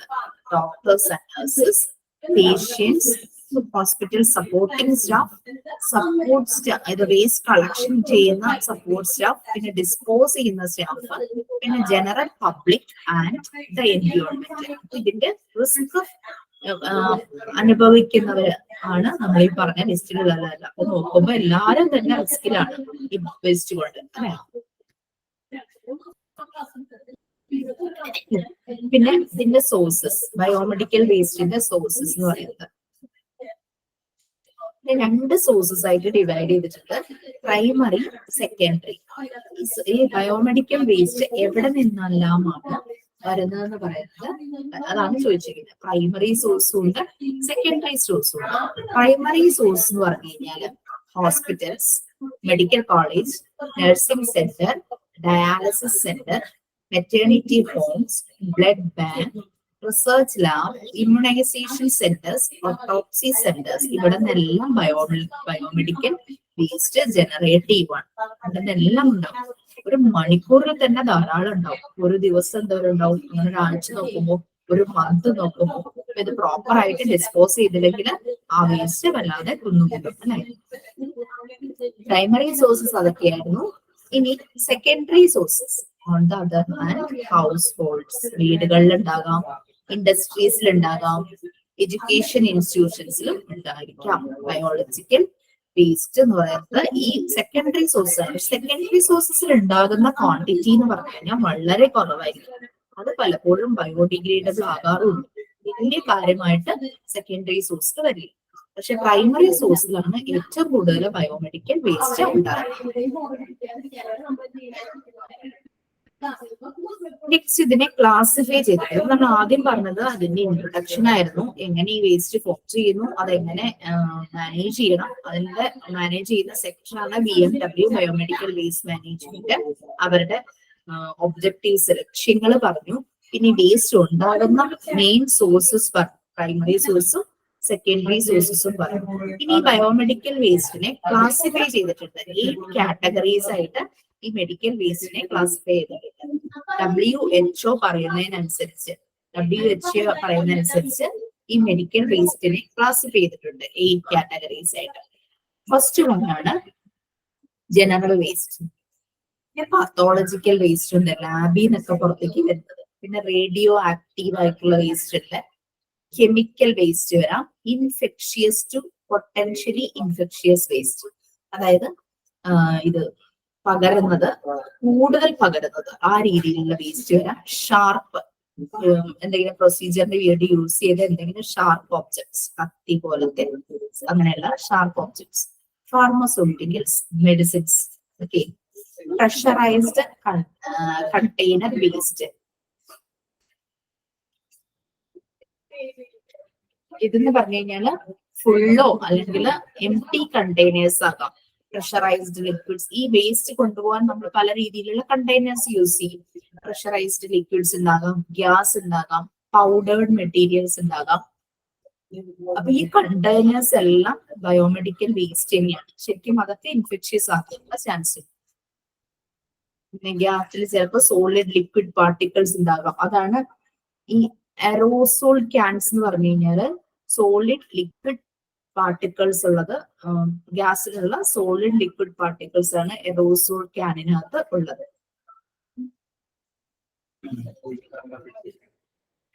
ഇനി ഓരോന്നായിട്ട് പറയുവാണ്. അപ്പൊ നമ്മള് ക്ലാസിഫിക്കേഷൻ ഓഫ് ബയോമെഡിക്കൽ വേസ്റ്റ് പറഞ്ഞു. അപ്പൊ അതില് ജനറൽ ആയിട്ടുള്ള ക്ലാസിഫിക്കേഷൻ WHO പറഞ്ഞനുസരിച്ച് പറഞ്ഞു. ഇത് തന്നെ ഈ വേസ്റ്റിനെ നമുക്ക് വീണ്ടും രണ്ടായിട്ട് ഡിവൈഡ് ചെയ്യാം. നോൺ ഹസാഡസും ഹസാഡസും, അപകടമില്ലാത്തതും അപകടമുള്ളതും. ഹസാഡസ് എന്ന അപകടമുള്ളത്, ഡേഞ്ചറസ് ആയിട്ടുള്ളത്, ഒരെണ്ണം ഡേഞ്ചറസ് അല്ലാത്തത്. Approximately 85% of garbage generally in the majority of healthcare facilities is non-hazardous. 85% വേസ്റ്റിനകത്ത്, ഗാർബേജിലെ 85% നോൺ ഹസാഡസ് സെഷനിലാണ്. അപകടം ഇല്ല, അത് ഇൻഫെക്ഷൻ ഉണ്ടാകാൻ ചാൻസ് ഇല്ല. This involves waste of instance, food scraps, fruit peels, along with wash water and paper cartons, packaging materials, and so on. ഭക്ഷണത്തിന്റെ അവശിഷ്ടാകാം, fruit peel ചെയ്ത് അതിന്റെ തൊലിയാകാം, കഴുകാൻ ഉപയോഗിച്ച വെള്ളം, പേപ്പർ കാർട്ടൺസ് ആകാം, പാക്കേജിങ് എന്തെങ്കിലും പാക്കേജ് കൊണ്ടുവന്ന മെറ്റീരിയൽസ് ആകാം, അങ്ങനെയുള്ളതൊക്കെയാണ് ഈ നോൺ ഹസാർഡസ് വേസ്റ്റിൽ വരുന്നത്. ഇനി ഹസാർഡസ് വേസ്റ്റ് ഡേഞ്ചറസ് ആയിട്ടുള്ള might consist of solids, liquids, sludges. Sludges എന്ന് പറഞ്ഞു കഴിഞ്ഞാൽ ഈ സീവേജ് ട്രീറ്റ്മെന്റ് ചെയ്യുമ്പോൾ ഉണ്ടാകുന്ന വേസ്റ്റ്. സീവേജ് എന്ന് പറഞ്ഞു കഴിഞ്ഞാൽ ഈ കാന പോലത്തെ ഭാഗങ്ങളൊക്കെ ഇല്ലേ, വേസ്റ്റ് ഒക്കെ ഒഴുകി പോകുന്ന ഭാഗം, അത് ട്രീറ്റ് ചെയ്യുമ്പോഴേക്കും അതിലുണ്ടാകുന്ന വേസ്റ്റ് ആണ് സ്ലഡ്ജസ്. ഓർ കണ്ടെയ്ൻ ഗ്യാസസ്, ഏതെങ്കിലും രീതിയിലുള്ള ഇൻഫെക്ഷൻ കണ്ടെയ്ൻഡ് ആയിട്ടുള്ള ഗ്യാസസ്. And they are principally produced by hospitals. ഹോസ്പിറ്റലിലാണ് കൂടുതൽ ആയിട്ട് പ്രൊഡ്യൂസ് ചെയ്യുന്നത്. പിന്നെ അതർ ഇൻഡസ്ട്രിയൽ ആക്ടിവിറ്റീസ്, ചില ഇൻഡസ്ട്രീസിലും ഇതുപോലുള്ള ഗ്യാസസ് ഒക്കെ ഫോം ചെയ്യാം. അതുപോലെ കണ്ടാമിനേറ്റഡ് ആയിട്ടുള്ള ലിക്വിഡ്സും സോളിഡ്സും ഗ്യാസസും ഒക്കെ ചില ഇൻഡസ്ട്രീസിലും ഉണ്ടാകാം. They may have damage during insufficient procedures for storage. They may have damage, അത്രേ ഉള്ളൂ കേട്ടോ, അത് ഹാം ചെയ്യാം. പിന്നെ during insufficient procedures for storage, transportation, treatment or disposal operation. ഈ വേസ്റ്റുകളെല്ലാം സ്റ്റോർ ചെയ്യുന്നു, ട്രാൻസ്പോർട്ട് ചെയ്യുന്നു, ഒരു ഭാഗത്തു നിന്ന് അത് കൊണ്ട് ഡിസ്പോസ് ചെയ്യുന്ന ഭാഗത്തേക്ക് മാറ്റുന്നു, പിന്നെ അതിനെ ട്രീറ്റ് ചെയ്യുന്നു. ഡിസ്പോസൽ ട്രീറ്റ്മെന്റിന്റെ ഒരു നശിപ്പിക്കുന്ന ചില പ്രോസസ് ഉണ്ടാവുമല്ലോ, അതാണ് ട്രീറ്റ്മെന്റ്. ആ ഡിസ്പോസൽ ഓപ്പറേഷൻസ്, ആ സമയത്തെല്ലാം ഇത് ഡാമേജ് ഉണ്ടാക്കാം. ഈ കൊണ്ടുപോകുന്ന വഴിയില്, സ്റ്റോർ ചെയ്യുന്ന സമയത്ത്, ട്രീറ്റ് ചെയ്യുമ്പോൾ, ഡിസ്പോസ് ചെയ്യുമ്പോഴെല്ലാം ഈ ഡാമേജ്, എന്തെങ്കിലും രീതിയിലുള്ള അപകടങ്ങൾ ഉണ്ടാക്കാൻ ചാൻസ് ഉണ്ട്.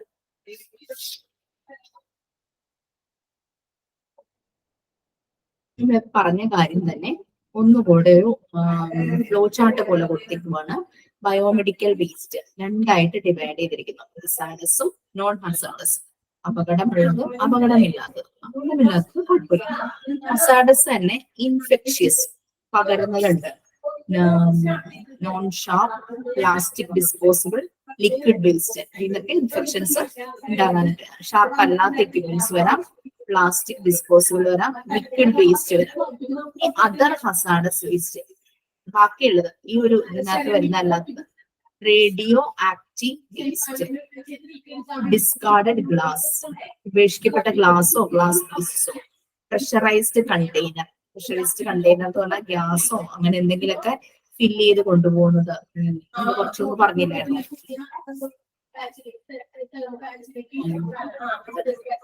Pressurised container waste, waste made up of both. ഈ കണ്ടെയ്നറിനകത്ത് വേസ്റ്റ് നിറയ്ക്കും, അപ്പൊ ആ കണ്ടെയ്നർ തന്നെ ഇൻഫെക്റ്റഡ് ആയി അല്ലെ. അപ്പൊ അതാണ് പ്രഷറൈസ്ഡ് കണ്ടെയ്നർ. ആ ഒരു ഇൻഫെക്ഷൻ ആ ഒരു ലിസ്റ്റിൽ വരും. പിന്നെ കെമിക്കൽ വേസ്റ്റ്, പിന്നെ സൈറ്റോടോക്സിക് വേസ്റ്റ്, എന്തെങ്കിലും വിഷ രീതിയിലുള്ള ഗ്യാസോ ലിക്വിഡോ അങ്ങനെയുള്ള എന്തെങ്കിലും ടോക്സിക് ആയിട്ടുള്ള വേസ്റ്റ്. ഇൻസിനറേറ്റഡ് ആഷ്, ഈ കത്തിച്ച് കളയുന്ന ചാരം ഒക്കെ ഉണ്ടല്ലോ, അതും ഹസാർഡസ് ആയിട്ടുള്ള വേസ്റ്റ് തന്നെയാണ്. നമുക്കിവിടെ ഒരു ടേബിൾ കൊടുത്തിട്ടുണ്ട്. ഇത് നമ്മൾ രണ്ടായിട്ട് ഡിവൈഡ് ചെയ്തു, ഹസാർഡസും നോൺ ഹസാർഡസും. ഹസാർഡസ് അപകടം പിടിച്ചത്, ഇത് അപകടമില്ലാത്തത്. ഇത് നമുക്ക് മണ്ണിട്ട് മൂടോ അല്ലെങ്കിൽ ബയോഡിഗ്രേഡബിളോ അങ്ങനെ എന്തെങ്കിലും ആയിരിക്കാം, അല്ലെങ്കിൽ കത്തിച്ച് കളയാൻ പറ്റുന്നുണ്ടായിരിക്കാം. കത്തിച്ചാലും മണ്ണിട്ട് മൂടിയാലൊന്നും ഇത് ഹാംഫുൾ അല്ല. ഇനി ഹസാർഡസ് വേസ്റ്റ് എന്ന് പറഞ്ഞാൽ ഇൻഫെക്ഷ്യസ് ആയിട്ടുള്ള വേസ്റ്റ്, നോൺ ഷാർപ്പ്, ഷാർപ്പ് അല്ലാത്ത എക്യുപ്മെന്റ്സ് വരാം, പ്ലാസ്റ്റിക് ഡിസ്പോസിബിൾ, ലിക്വിഡ് വേസ്റ്റ് വരാം. Other hazardous waste radioactive waste വരാം, discarded glass, pressurised container, chemical waste, cytotoxic waste, പല വിഷ പോയിസണസ് ആയിട്ടുള്ള പല എക്യുപ്മെന്റ്സും അങ്ങനെ വരാം. പിന്നെ ഇൻസിനറേറ്റർ ആഷ്, ഇത് കത്തിച്ച് കളഞ്ഞതിന്റെ ചാരം. ടേബിൾ കൊടുത്തിട്ടുണ്ട്. ബയോളജിക്കൽ ഇൻഫെക്ഷ്യസ് റിസ്ക് ആയിട്ട് വരുന്നതും കെമിക്കലിന് റിസ്ക് ആയിട്ട് വരുന്നതും. ബയോളജിക്കൽ റിസ്കിൽ വരുന്നത് ഷാർപ്പ് വേസ്റ്റ്, നീഡിൽസ് ഉണ്ടായിരിക്കും, ബ്ലേഡ് ഉണ്ടാവും, ബ്രോക്കൺ ആയിട്ടുള്ള എന്തെങ്കിലും ഗ്ലാസ് പീസോ എന്തെങ്കിലും ഉണ്ടാവുമായിരിക്കും.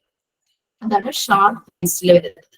ഇനി ഇൻഫെക്ഷ്യസ് വേസ്റ്റിൽ വരുന്നത് waste contaminated with blood, blood ചേർന്ന, അതായത് എന്തെങ്കിലും ഇൻഫെക്ഷൻ ഉള്ള ബ്ലഡ് ചേർന്ന വേസ്റ്റ്. പിന്നെ കൾച്ചേഴ്സ്, നമ്മുടെ യൂറിൻ അല്ലെങ്കിൽ ബ്ലഡ് ഒക്കെ കൾച്ചർ ചെയ്യില്ലേ, കൾച്ചർ ടെസ്റ്റ് ചെയ്ത് കഴിഞ്ഞാൽ അവരതങ്ങ് കളയും. അപ്പൊ അത് ഇൻഫെക്റ്റഡ് ആയിരിക്കും. ഐസൊലേഷൻ, ഏതെങ്കിലും രീതിയിൽ സെക്യൂർഡ് ആയിട്ടുള്ള ഒരു പേഷ്യന്റോ അങ്ങനെ എന്തൊക്കെ ഉണ്ടെങ്കിൽ ഐസൊലേറ്റഡ് ആയിട്ട് അവരുടെ എന്തെങ്കിലും വേസ്റ്റ് ഭാഗങ്ങളോ അല്ലെങ്കിൽ സെക്യൂർഡ് ആയിട്ടുള്ള ഏതെങ്കിലും ഏരിയയിലെ വേസ്റ്റ്, അതാണ് ഐസൊലേഷൻ. ഐസൊലേഷൻ വെക്കുന്നതിന് എന്തിനാണ്? ഇൻഫെക്ഷസ് ആയിട്ടുള്ള ആളെ ആണ് ഐസൊലേഷനിലേക്ക് വെക്കുന്നത്, അവിടെ നിന്ന് വരുന്ന waste. Next pathological waste, lab, body parts വരാം. ഹ്യൂമൻ ബയോപ്സിക്ക് നമ്മൾ ഹ്യൂമൻ ടിഷ്യൂസ് ഒക്കെ എടുക്കുമല്ലോ, ഹ്യൂമൻ ടിഷ്യൂസ്, അനിമൽ കർക്കാസസ് എന്ന് പറഞ്ഞാൽ അനിമൽ ഡെഡ് ബോഡി, കർക്കാസസ് എന്ന് പറഞ്ഞാൽ ഡെഡ് ബോഡി. അപ്പോൾ പത്തോളജിക്കൽ വേസ്റ്റില് ബോഡി പാർട്സ് വരാം, ഹ്യൂമൻ ടിഷ്യൂസ് വരാം, അനിമൽ ഡെഡ് ബോഡീസ് വരാം. ഓക്കെ. ഫാർമസ്യൂട്ടിക്കൽ. നെക്സ്റ്റ് കെമിക്കൽ റിസ്കിൽ വരുന്നത്, ബയോളജിക്കൽ റിസ്കിൽ വന്നതായിരുന്നു. ഷാർക്ക് വേസ്റ്റ് ഉണ്ട്, ഇൻഫെക്ഷ്യസ് വേസ്റ്റ് ഉണ്ട്, പാത്തോളജിക്കൽ വേസ്റ്റ്. ഷാർക്ക് വേസ്റ്റ് എന്ന് പറഞ്ഞ പ്രൊസീജിയർ ചെയ്യാൻ വേണ്ടി എടുക്കുന്ന നീഡിൽ, സ്ട്രേറ്റ്സ്, ബ്രോക്കൺ ഗ്ലാസ് പീസസ്, അതൊക്കെ ആയിരിക്കാം. ഇൻഫെക്ഷ്യസ് വേസ്റ്റ് എന്ന് പറഞ്ഞു കഴിഞ്ഞാൽ കണ്ടാമിനേറ്റഡ് വിത്ത് ബ്ലഡ്, ഇൻഫെക്ഷ്യസ് ആയിട്ടുള്ള ബ്ലഡ് ചേർന്നത്. പിന്നെ കൾച്ചർ ചെയ്യാൻ എടുത്ത സാമ്പിൾസ്, ഐസൊലേഷൻ ഏരിയയിലെ വേസ്റ്റ്. പാത്തോളജിക്കൽ വേസ്റ്റ്, ലാബിൽ നിന്നുള്ളത് body parts, human tissues, animal dead bodies. Chemical റിസ്കിൽ വരുന്നത് ഫസ്റ്റ് വൺ ഫാർമസ്യൂട്ടിക്കൽ വേസ്റ്റ്, മരുന്നുകളുടെ സെഷൻ, മെഡിസിൻസ്, എക്സ്പയർ ആയിട്ടുള്ള ഡ്രഗ്സ്, എക്സ്പയർ ആയിട്ടുള്ള വാക്സിൻസ്, സൈറ്റോടോക്സിക് വേസ്റ്റ്, പോയിസണസ് ആയിട്ടുള്ള ഏതെങ്കിലും വേസ്റ്റ്. നെക്സ്റ്റ് കെമിക്കൽ വേസ്റ്റ്, ലാബിൽ യൂസ് ചെയ്യുന്ന കെമിക്കൽ സോൾവെന്റ്സ്, മെർക്കുറി, ക്ലീൻ ചെയ്യാനായിട്ട് ഉപയോഗിക്കുന്ന കെമിക്കൽ ലോഷൻ, സൊല്യൂഷൻ, പിന്നെ ബാറ്ററീസ്, ഇതെല്ലാം കെമിക്കൽ വേസ്റ്റ് ആണ്. Radio active waste, radio nuclides, എന്തെങ്കിലും റേഡിയോളജി ഡിപ്പാർട്ട്മെന്റിലോ അല്ലെങ്കിൽ സ്കാൻ ക്യാൻസർ പേഷ്യൻസിനൊക്കെ ട്രീറ്റ്മെന്റ് കൊടുക്കില്ലേ, അവിടെ നിന്ന് വരുന്ന വേസ്റ്റ്, അതിന് റേഡിയോ ന്യൂക്ലൈഡ്സ് വരുന്നത്. ഇത്രയുമാണ് നമ്മൾ BMW ബയോമെഡിക്കൽ വേസ്റ്റ് മാനേജ്മെന്റിൽ ആദ്യം വേസ്റ്റിനെ ജനറലൈസ് ചെയ്തു, കാറ്റഗറൈസ് ചെയ്തു. പിന്നെ മെയിൻ 2 പാർട്ടായിട്ട് അതിനെ ഡിവൈഡ് ചെയ്തു, ഹസാർഡ്സും നോൺ ഹസാർഡ്സും. ഹസാർഡ്സിൽ തന്നെ പല രീതിയിലുള്ള ഇൻഫെക്ഷൻ വരുന്ന വേസ്റ്റ് ഉണ്ട്. അതിനെ നമ്മൾ ബയോളജിക്കൽ റിസ്ക് വരുന്നതും കെമിക്കൽ റിസ്ക് വരുന്നതും 2ആയിട്ട് ഡിവൈഡ് ചെയ്തു. അതിൽ തന്നെ പല സെക്ഷൻസ് ഉണ്ട്. ബയോളജിക്കൽ റിസ്കിൽ വന്ന് ഷാർക്ക് വേസ്റ്റ് വന്നു, ഇൻഫെക്ഷ്യസ് വേസ്റ്റ് വന്നു, പാത്തോളജിക്കൽ വേസ്റ്റ്. കെമിക്കൽ റിസ്കിൽ വന്നത് ഫാർമസ്യൂട്ടിക്കൽ വേസ്റ്റ്, എക്സ്പയറി ആയിട്ടുള്ള ഡ്രഗ്സ്, വാക്സിൻസ് എല്ലാം അതിൽ വന്നു. കെമിക്കൽ വേസ്റ്റ് വന്നു, കെമിക്കൽ ലാബില് പല റിയാക്ഷന് വേണ്ടി ഉപയോഗിക്കുന്ന കെമിക്കൽ സോൾവെന്റ്സ് വന്നു. അതുപോലെ തന്നെ ക്ലീനിങ്ങിന് യൂസ് ചെയ്യുന്ന ബാറ്ററി, മെർക്കുറി എല്ലാം അതിൽ വരും. റേഡിയോ ആക്റ്റീവ് വേസ്റ്റ്, റേഡിയേഷൻ ചികിത്സയൊക്കെ ചെയ്യുമ്പോൾ കുറെ റേഡിയോ ന്യൂക്ലൈഡ്സ് പുറത്തേക്ക് വരും. ഇനി as per rules and regulation ആയിരിക്കും ഈ ബയോമെഡിക്കൽ വേസ്റ്റ് മാനേജ്മെന്റ് ആ ഒരു സിസ്റ്റം വർക്ക് ചെയ്യുന്നത്.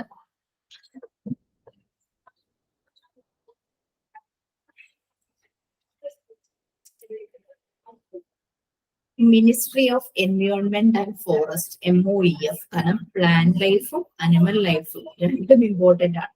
ഓക്കെ, എൻവയോൺമെന്റും ഫോറസ്റ്റും ശ്രദ്ധിക്കണം. Promptly developed and released guidelines to the hospitals. അവരെ ഡെവലപ്പ് ചെയ്ത് ചില ഗൈഡ്ലൈൻസ്, റൂൾസ് ആൻഡ് റെഗുലേഷൻസ് ഹോസ്പിറ്റലുകൾക്ക് കൊടുത്തിട്ടുണ്ട്. To guarantee the safe and correct disposal of waste.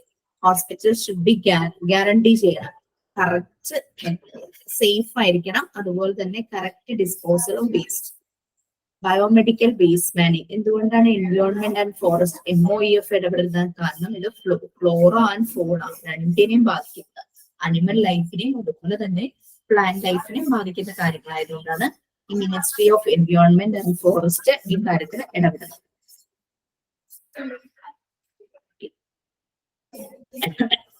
Biomedical waste management and handling rule 1998 came into effect. ഇവര് പറയുന്ന guide lines അനുസരിച്ച് 1998 ഇത് ineffective ആയിട്ട് വന്നത്.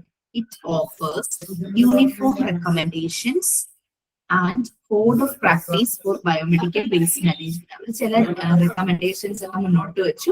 പിന്നെ അതെങ്ങനെ വേസ്റ്റ് മാനേജ്മെന്റ് പ്രാക്ടീസ് ചെയ്യാനുള്ള കാര്യങ്ങൾ എന്തെല്ലാമാണ് അതെല്ലാം അവര് മുന്നോട്ട് വെച്ചു. ഫസ്റ്റ് അമെന്റ്മെന്റ് എന്ന് പറഞ്ഞു കഴിഞ്ഞാൽ ഈ ആക്ട് ഓഫ് കറക്റ്റിംഗ് അതാണ്. First amendment dated on 6/3/2000 and second amendment dated on 17/9/2003. കാരണം ഓരോ പ്രാവശ്യം ഓരോ ഗൈഡ് ലൈൻസ് കൊടുക്കും, അത് കറക്റ്റ് ചെയ്ത് അതൊരു അമെന്റ്മെന്റ് ആയിട്ട് വന്ന വർഷങ്ങളാണ് പറയുന്നത്. അപ്പൊ കാരണം ദിനം പ്രതി ഓരോ മാറ്റങ്ങൾ വന്നുകൊണ്ടിരിക്കുകയല്ലേ, അപ്പൊ അതിനനുസരിച്ച് ഇവര് കൊടുത്ത ഗൈഡ് ലൈൻസിൽ ചില മാറ്റങ്ങൾ വരുത്തി അത് അമെന്റ്മെന്റ് ആയിട്ട് 2000-ലും 2003-ലും മുന്നോട്ട് വെച്ചു. 2018-ലുണ്ടായിരുന്നു, 2019-ലുണ്ടായിരുന്നു. ഇനി എന്തെങ്കിലും അത് കൂടുതൽ improvements developing technology waste management വേണമെന്നുണ്ടെങ്കിൽ അതിനനുസരിച്ചുള്ള ഒരു അമെന്റ്മെന്റ് ഇനിയുള്ള ഇയറിൽ മുഖ്യം. ആസ് പെർ ലോ എന്താണ് ബയോമെഡിക്കൽ വേസ്റ്റ്? ഈ ബയോമെഡിക്കൽ വേസ്റ്റിനെ മറ്റുള്ള വേസ്റ്റുമായിട്ട് കമ്പൈൻ ചെയ്യരുത് അല്ലെ. ബയോമെഡിക്കൽ വേസ്റ്റിൽ ഇൻഫെക്ഷ്യസ് ആയിട്ടുള്ള കാര്യങ്ങൾ ഉണ്ടാകും, മറ്റുള്ള വേസ്റ്റുമായിട്ട് ഇതിനെ കമ്പൈൻ ചെയ്തതെന്നാണ് പറഞ്ഞിരിക്കുന്നത്. ആസ് പെർ ലോ അത് കമ്പൈൻ ചെയ്യാതെ സെപ്പറേറ്റ് ആയിട്ട് തന്നെ മാറ്റണം. Biomedical waste shall be separated into containers, bags at the point of generation prior to its storage. അത് എവിടെയാണോ ജനറേറ്റ് ചെയ്യുന്നത് അവിടെ തന്നെ ഇതിനെ കണ്ടെയ്നേഴ്സിലേക്കോ ബാഗിലേക്കോ മാറ്റിയിരിക്കണം. എന്നിട്ട് ട്രാൻസ്പോർട്ട് ചെയ്യണം. പിന്നെ അതിനെ ഡിസ്പോസ് ചെയ്യുന്ന ട്രീറ്റ്മെന്റും അതിനെ റിമൂവ് ചെയ്യുന്ന കാര്യങ്ങളും കറക്റ്റ് ആയിട്ട് ചെയ്യണം. പ്രോപ്പർ സിസ്റ്റമാറ്റിക് ആയിട്ട് ചെയ്യണം എന്ന് തന്നെയാണ് ബയോമെഡിക്കൽ വേസ്റ്റ് മാനേജ്മെന്റിനെ കുറിച്ച് ലോ പറയുന്നത്. Duty of ഒക്കുപ്പയർ.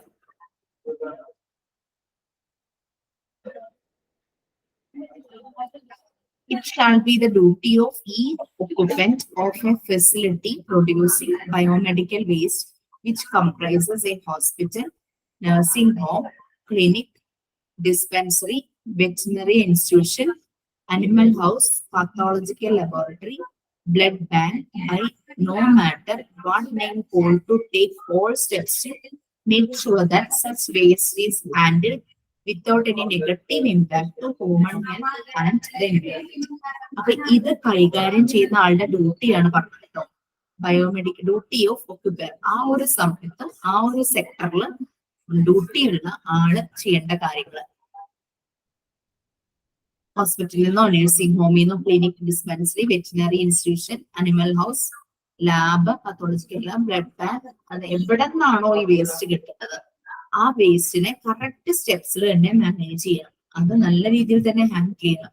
ഒരു നെഗറ്റീവ് ഇമ്പാക്റ്റും ഹ്യൂമൻ ലൈഫിനോ എൻവയോൺമെന്റിനോ പ്ലാന്റ് ലൈഫിനോ ഉണ്ടാവരുത്. അനിമൽ ലൈഫിനോ പ്ലാന്റ് ലൈഫിനോ എൻവയോൺമെന്റിനോ ഉണ്ടാവാത്ത രീതിയിൽ നല്ല രീതിയിൽ തന്നെ പ്രോപ്പർ സ്റ്റെപ്സ് എടുത്ത് മാനേജ് ചെയ്യുന്ന ഡ്യൂട്ടിയാണ് ഒക്കുപ്പയർക്കുള്ളത്.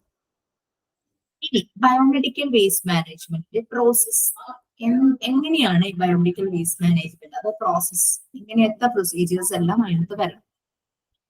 ഹോസ്പിറ്റൽ വേസ്റ്റിൽ എന്തെല്ലാം ഉണ്ടാകാം? ബോഡി പാർട്സ് ഉണ്ടാകാം, ഓർഗൻസ് ഉണ്ടാകാം, ടിഷ്യൂസ് ഉണ്ടാകാം. വലിയ വലിയ സർജറി ഒക്കെ നടക്കുമ്പോൾ ഇതൊക്കെ നടക്കില്ലേ? ബ്ലഡ് ആൻഡ് ബോഡി ഫ്ലൂയിഡ്സ് ഉണ്ടാകാം. പിന്നെ ഓട്ടോപ്സി, പോസ്റ്റ്മോർട്ടം ഒക്കെ നടക്കുമ്പോൾ ഇതുപോലെ കുറെ വേസ്റ്റ് പുറത്തേക്ക് വരും. along with soiled linen, അതിന് വേണ്ടിയിട്ട് യൂസ് ചെയ്ത എന്തെങ്കിലും കോട്ടണോ ക്ലോത്തോ ലിനനോ ഒക്കെ ഉപയോഗിച്ചിട്ടുണ്ടെങ്കിൽ അതെല്ലാം ഡേർട്ടി ആയിട്ടുണ്ടായിരിക്കും.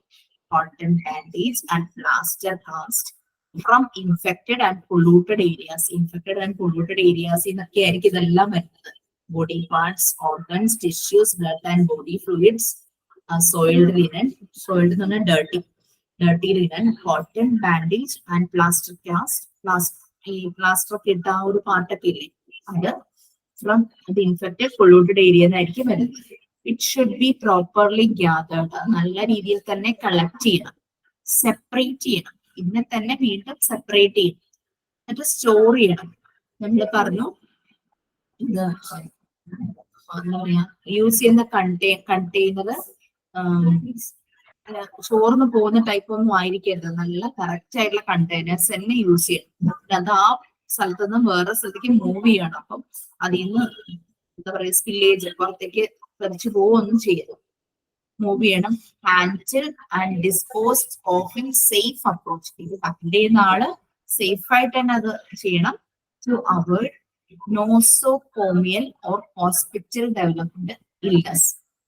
നോസോകോമിയൽ എന്ന് പറഞ്ഞു കഴിഞ്ഞാൽ ഒറിജിനേറ്റിംഗ്, ഹോസ്പിറ്റലിനകത്ത് വീണ്ടും ഇൽനസ് ഉണ്ടാകുന്ന രീതിയിൽ ഒറിജിനേറ്റ് ചെയ്യരുത്, അത് അവോയ്ഡ് ചെയ്യണം. നോസോകോമിയൽ എന്നുള്ളത് അവോയ്ഡ് ചെയ്യണം. അതായത് ഉദ്ദേശിക്കുന്നത് ഹോസ്പിറ്റലിൽ നിന്നും ഒറിജിനേറ്റ് ചെയ്യുന്ന ഇൽനസ് ഉണ്ടാകരുത്. അതാണ് നോസോകോമിയലിന്റെ meaning. Originating in a hospital, illness originating in a hospital. അത് ഓർ ഹോസ്പിറ്റൽ ഡെവലപ്ഡ് ഇൽനസ് പ്രത്യേകം പറഞ്ഞിട്ടുണ്ട്. നോസോകോമിയലിന്റെ മീനിങ് അതാണ്. ക്ലിയർ ആയല്ലോ? വേസ്റ്റ് മാനേജ്മെന്റ് പ്രോസസ്, പല രീതിയിലുള്ള വേസ്റ്റ് വരും. ഇതിനെ പ്രോപ്പർ ആയിട്ട് കളക്ട് ചെയ്യണം, സെപ്പറേറ്റ് ചെയ്യണം, എന്താ പറയുക, നല്ല കണ്ടെയ്നറിൽ സ്റ്റോർ ചെയ്ത് വേണം അതിനൊരു ഭാഗത്ത് നിന്ന് മറ്റൊരു ഭാഗത്തേക്ക് ട്രാൻസ്പോർട്ട് ചെയ്യാൻ. നല്ല ശ്രദ്ധയോടുകൂടി ഹാൻഡിൽ ചെയ്ത് ഡിസ്പോസ് ചെയ്യണം. അതായത് ചെയ്യുന്ന വ്യക്തി എല്ലാ പ്രിക്കോഷൻസും എടുക്കണം, സ്വന്തം സേഫ്റ്റി നോക്കണം. വീണ്ടും ഹോസ്പിറ്റലിൽ ഒരു ഇൻഫെക്ഷൻ ഇതുമൂലം സ്പ്രെഡ് ആകും. Okay, next waste collection.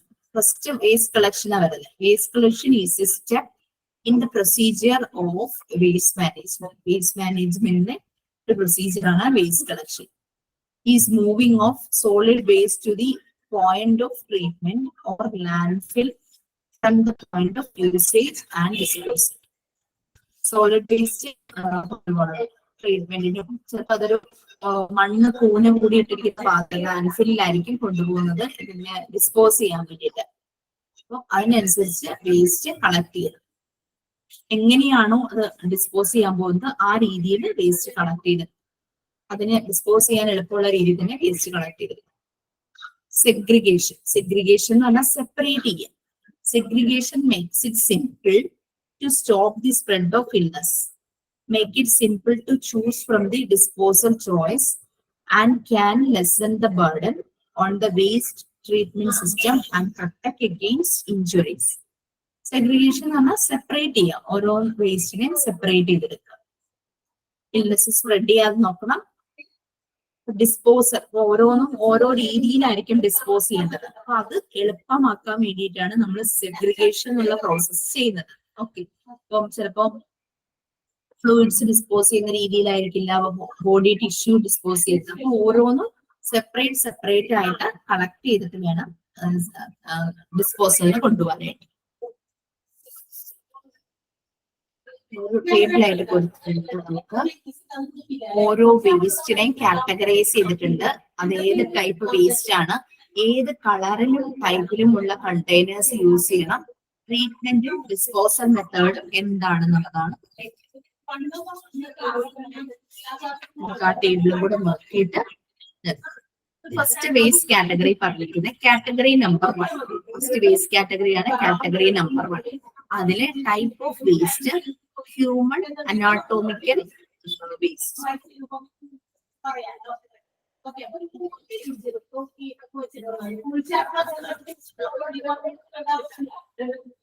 അതായത് ഹ്യൂമൻ ടിഷ്യൂസ് ഉണ്ടാകാം, ഹ്യൂമൻ ഓർഗൻസ് ഉണ്ടാകാം, ബോഡി പാർട്സ് ഉണ്ടാകാം. സർജറി കഴിഞ്ഞ് റിമൂവ് ചെയ്ത ഒരു മുഴ അല്ലെങ്കിൽ ട്യൂമർ അല്ലെങ്കിൽ ബയോപ്സിക്ക് വേണ്ടി എടുത്ത ഹ്യൂമൻ ടിഷ്യൂസ് അല്ലെ. അപ്പൊ അതെല്ലാം കാറ്റഗറി നമ്പർ 1 വന്നു, ഹ്യൂമൻ അനാട്ടോമിക്കൽ വേസ്റ്റ്. ഇതിന് വേണ്ടിയിട്ടുള്ള colour and type of containers ആണ് യെല്ലോ കളറിലുള്ള പ്ലാസ്റ്റിക് ബാഗ്. ഓക്കെ, ഇനി ഇതിനെ എങ്ങനെയാണ് ഡിസ്പോസ് ചെയ്യുന്നത് അല്ലെങ്കിൽ ട്രീറ്റ്മെന്റ് ചെയ്യുന്നത്? ഇൻസിനറേഷൻ. ഇൻസിനറേഷൻ എന്ന് പറഞ്ഞാൽ കത്തിച്ച് കളയുക, ചാരമാകുന്നവരെ. ബേണിംഗ് ടു ആഷസ് അല്ലെങ്കിൽ ഡീപ്പ് ബറിയൽ. ആഴത്തിൽ കുഴിയെടുത്തിട്ട് അത് പുറത്തേക്ക് ഇങ്ങനെ പട്ടിയൊക്കെ മാന്തി പുറത്തേക്ക് എടുക്കാത്ത രീതിയിൽ നല്ല ആഴത്തിന് കുഴിയെടുത്ത് മൂടുക. ഈ 2 മെത്തേഡ്സ് ആണ് ഇത് യൂസ് ചെയ്യുന്നത്. നമ്മൾ സാധാരണ നമ്മളുടെ ക്രിമേഷന് നമ്മൾ അത് തന്നെയല്ലേ ചെയ്യുന്നത്. ഓരോരുത്തരും അവർ ഫോളോ ചെയ്യുന്ന ട്രഡീഷൻ കൾച്ചർ അനുസരിച്ച് ചിലര് ബറിയൽ ചെയ്യും. അത് ഡീപ്പ് ബറിയൽ ആയിരിക്കും, 6 അടി എന്നൊക്കെ പറയുന്നത്. ചിലർ അതിനെ ആഷസ് ആയിട്ട് കത്തിക്കും. അങ്ങനെ ഓരോരുത്തരും അവരുടെ ബിലീഫിനനുസരിച്ച് ഓരോ പ്രോസസ്. അത് തന്നെയാണ് ഇവിടെ ഈ കാറ്റഗറി നമ്പർ 1 പറയുന്നത്. Next category number 2. Category number 2 type of waste എന്ന് പറയുന്നത് അനിമൽ വേസ്റ്റ് ആണ്. നമ്മൾ അതിനെ ഹ്യൂമൻ വേസ്റ്റ് ആണ് പറഞ്ഞത്. ഹ്യൂമൻ ബോഡിയുടെ പാർട്സും ടിഷ്യൂസും ആയിരുന്നു. അനിമൽ ടിഷ്യൂസ് ഉണ്ടാകാം, ഓർഗൻസ് ഉണ്ടാകാം, ബോഡി പാർട്സ് ഉണ്ടാകാം, കർക്കാസസ് എന്ന് പറഞ്ഞാൽ അനിമൽ ഡെഡ് ബോഡീസ് ഉണ്ടാകാം, ബ്ലീഡിംഗ് പാർട്സ് ഉണ്ടാകാം, ഫ്ലൂയിഡ് ഉണ്ടാകാം, ബ്ലഡ് ആൻഡ് എക്സ്പെരിമെന്റൽ അനിമൽസ്. ഈ റിസർച്ചിന് വേണ്ടിയിട്ട് അനിമൽസിൽ എക്സ്പെരിമെന്റ് ചെയ്യുള്ളൂ മരുന്നുകളൊക്കെ, ആ അനിമൽസ് ഉണ്ടാകാം. Waste produced by veterinary hospital, മൃഗാശുപത്രികളിൽ നിന്നുണ്ടാകുന്ന waste. And colleges, veterinary colleges, hospital from discharges. ഇങ്ങനെയുള്ള കാര്യങ്ങളെല്ലാമാണ് അനിമൽ വേസ്റ്റിൽ വരുന്നത്. ഇതിന് യൂസ് ചെയ്യുന്നത് യെല്ലോ പ്ലാസ്റ്റിക് ബാഗ് ആണ്. ഇവിടെ ഹ്യൂമൻ ആണ്, ഇവിടെ അനിമൽ ആണെന്നുള്ള വ്യത്യാസമുള്ളൂ. ഇവിടെ ഇൻസിനറേഷൻ, ബേൺ ടു ആഷസ് അല്ലെങ്കിൽ ഡീപ് ബറിയൽ. ഓൾമോസ്റ്റ് 10 കാറ്റഗറി ഉണ്ട്. Next one category number 3. കാറ്റഗറി നമ്പർ 3യിലെ ടൈപ്പ് ഓഫ് വേസ്റ്റ് ആണ് ആദ്യം പറയുന്നത്. Microbiology and biotechnology waste. Waste from lab cultures. ലാബിലെ culture, urine culture, blood culture ഒക്കെ ചെയ്യുമല്ലോ, ലാബിൽ നിന്നുള്ള waste. Stocks or specimen of live microorganism. ചില അണുക്കളെയൊക്കെ ഇങ്ങനെ സ്പെസിമെൻ വെച്ചിട്ടുണ്ടായിരിക്കും ടെസ്റ്റ് ചെയ്യാനും റിസർച്ച് ചെയ്യാനും ഒക്കെ ആയിട്ട്. അപ്പൊ അതുണ്ടാവും. Human and animal cell cultures used in research. അല്ലെങ്കിൽ ഹ്യൂമൻ സെൽസോ അനിമൽ സെൽസോ എന്തെങ്കിലും ടെസ്റ്റുകൾ ചെയ്യാനോ റിസർച്ച് ചെയ്യാനോ അതുണ്ടാകും. പിന്നെ ഇൻഫെക്ഷ്യസ് ഏജൻസ്, ഇതുപോലുള്ള റിസർച്ച് ആൻഡ് ഇൻഡസ്ട്രിയൽ ലാബിൽ നിന്നൊക്കെയുള്ള ഇൻഫെക്ഷ്യസ് ആയിട്ടുള്ള parts. Biological production by produce waste. ചില പ്രോസസ്സ് കാരണം ചില ടോക്സിൻസ്, പോയ്സണസ് ആയിട്ടുള്ള അതൊക്കെ എല്ലാം പ്രൊഡ്യൂസ് ചെയ്യുന്നു. പിന്നെ ഇതിന് വേണ്ടിയിട്ട് യൂസ് ചെയ്യുന്ന ഡിവൈസസ്, ഈ ടെസ്റ്റുകൾ ചെയ്യാനും കൾച്ചർ ചെയ്യാനായിട്ട് യൂസ് ചെയ്യുന്ന ഡിവൈസസ്, അത് വൺ ടൈം യൂസ് ആണെങ്കിൽ അതും ഡിസ്പോസ് ചെയ്യുള്ളൂ. ഇതിന് വേണ്ടിയിട്ട് യൂസ് ചെയ്യുന്ന കണ്ടെയ്നർ അല്ലെങ്കിൽ ബാഗ് എന്ന് പറയുന്നത് യെല്ലോ പ്ലാസ്റ്റിക് ബാഗ് അല്ലെങ്കിൽ റെഡ് പ്ലാസ്റ്റിക് ബാഗ് ആണ് യൂസ് ചെയ്യുന്നത്. ഇതില് ലോക്കൽ ഓട്ടോക്ലേവിംഗ്, സ്റ്റെറിലൈസ്ഡ് യൂസ് ചെയ്യാൻ നമ്മൾ പറഞ്ഞില്ലേ, ആവി കൊണ്ട് ഭയങ്കര പ്രഷറിൽ സ്റ്റീം എടുത്തിട്ട് അങ്ങനെ ക്ലീൻ ചെയ്യുന്നത്. ഹീറ്റിംഗ്, ആ ഒരു ചൂട് കൊണ്ട് ആവി കൊണ്ട് ക്ലീൻ ചെയ്യുന്നത്. പിന്നെ മൈക്രോവേവിംഗ് ഉണ്ട്. മൈക്രോവേവിംഗ് ഇൻസിനറേഷൻ, അങ്ങനെ നമ്മള് കുക്കിംഗ് പർപ്പസിന് യൂസ് ചെയ്യുന്ന പറയില്ല, വലിയ രീതിയിലുള്ള ഓവൻ ഉണ്ടാവും ഈ ഇൻസിനറേഷനുള്ളത്. ചുമ്മാ കത്തിക്കല്ല, ഓവനിൽ വെച്ചിട്ട് കത്തിച്ച് ആശാക്കും. നെക്സ്റ്റ് വൺ നമുക്ക് പറയാം, category number 4. Waste sharp, type of waste. Needles, അങ്ങനെയൊക്കെയുള്ള സിറിഞ്ച്, ബ്ലേഡ്, അങ്ങനെയുള്ള കാര്യങ്ങളെല്ലാം ഇതെല്ലാം വരും. യൂസ്ഡ് ഉണ്ടാവും, അൺയൂസ്ഡ് ഉണ്ടാവും ചില സമയത്ത് ഷാർപ്സ്. ഇത് ബ്ലൂ അല്ലെങ്കിൽ white translucent puncture proof containers ആയിരിക്കും. ബ്ലൂ കളർ, വൈറ്റ് കളറിൽ നമുക്ക് ഉള്ളിലുള്ളത് കാണാൻ പറ്റാത്ത രീതിയിലുള്ള പങ്ക്ചർ പ്രൂഫ്, ഹോൾസ് ഒന്നും ഇല്ലാതെ ലീക്കായിട്ട് പുറത്തേക്ക് തെറിച്ചു പോകാത്ത രീതിയിലുള്ള പങ്ക്ചർ പ്രൂഫ് കണ്ടെയ്നേഴ്സ് ആയിരിക്കും. എന്താണ് അകത്ത് ഇട്ടിരിക്കുന്നതെന്ന് പുറത്തു നോക്കിയാൽ കാണാൻ പറ്റും. ഇത് ഡിസ്ഇൻഫെക്ട് ചെയ്യും, കെമിക്കൽ ട്രീറ്റ്മെന്റോ ഇതുപോലെ ഓട്ടോക്ലേവിംഗ്, സ്റ്റീം വെച്ചിട്ടോ മൈക്രോവേവിംഗ് വെച്ചിട്ടോ ഒക്കെ ആയിരിക്കും ഇതിനെ ഡിസ്ഇൻഫെക്ഷൻ നടത്തുന്നത്. നിങ്ങൾ എന്തായാലും ജസ്റ്റ് ടേബിൾ ഒന്ന് നോക്കിയിട്ട് നെക്സ്റ്റ് ഡേ നമുക്ക് ടേബിള് ബാക്കിയുള്ള ഭാഗം കംപ്ലീറ്റ് ചെയ്യാം. ഓക്കെ, ഒരു അവർ കൂടി കിട്ടിക്കഴിഞ്ഞാൽ നമുക്ക് ഈ ചാപ്റ്റർ തീരും. എന്തോ കേട്ടില്ലായിരുന്നു, എന്താ പറഞ്ഞേ? ഒന്നുകൂടെ എടുക്കാം. അടുത്ത ദിവസം നിങ്ങൾക്ക് ഓരോ കാറ്റഗറീസ് ഒന്നും പറയാം. എന്ന് പറഞ്ഞേ ഉള്ളൂ, തുടങ്ങി വെച്ചില്ലല്ലോ. ക്ലിയർ ആയില്ലേ എന്താ ബയോളജിക്കൽ വേസ്റ്റ് മാനേജ്മെന്റ് കൊണ്ട് ഉദ്ദേശിക്കുന്നത്? ഓക്കെ അല്ലേ? മനസ്സിലായി? നമുക്ക് ഇന്ന് വൈൻഡപ്പ് ചെയ്യാം. Thank you miss.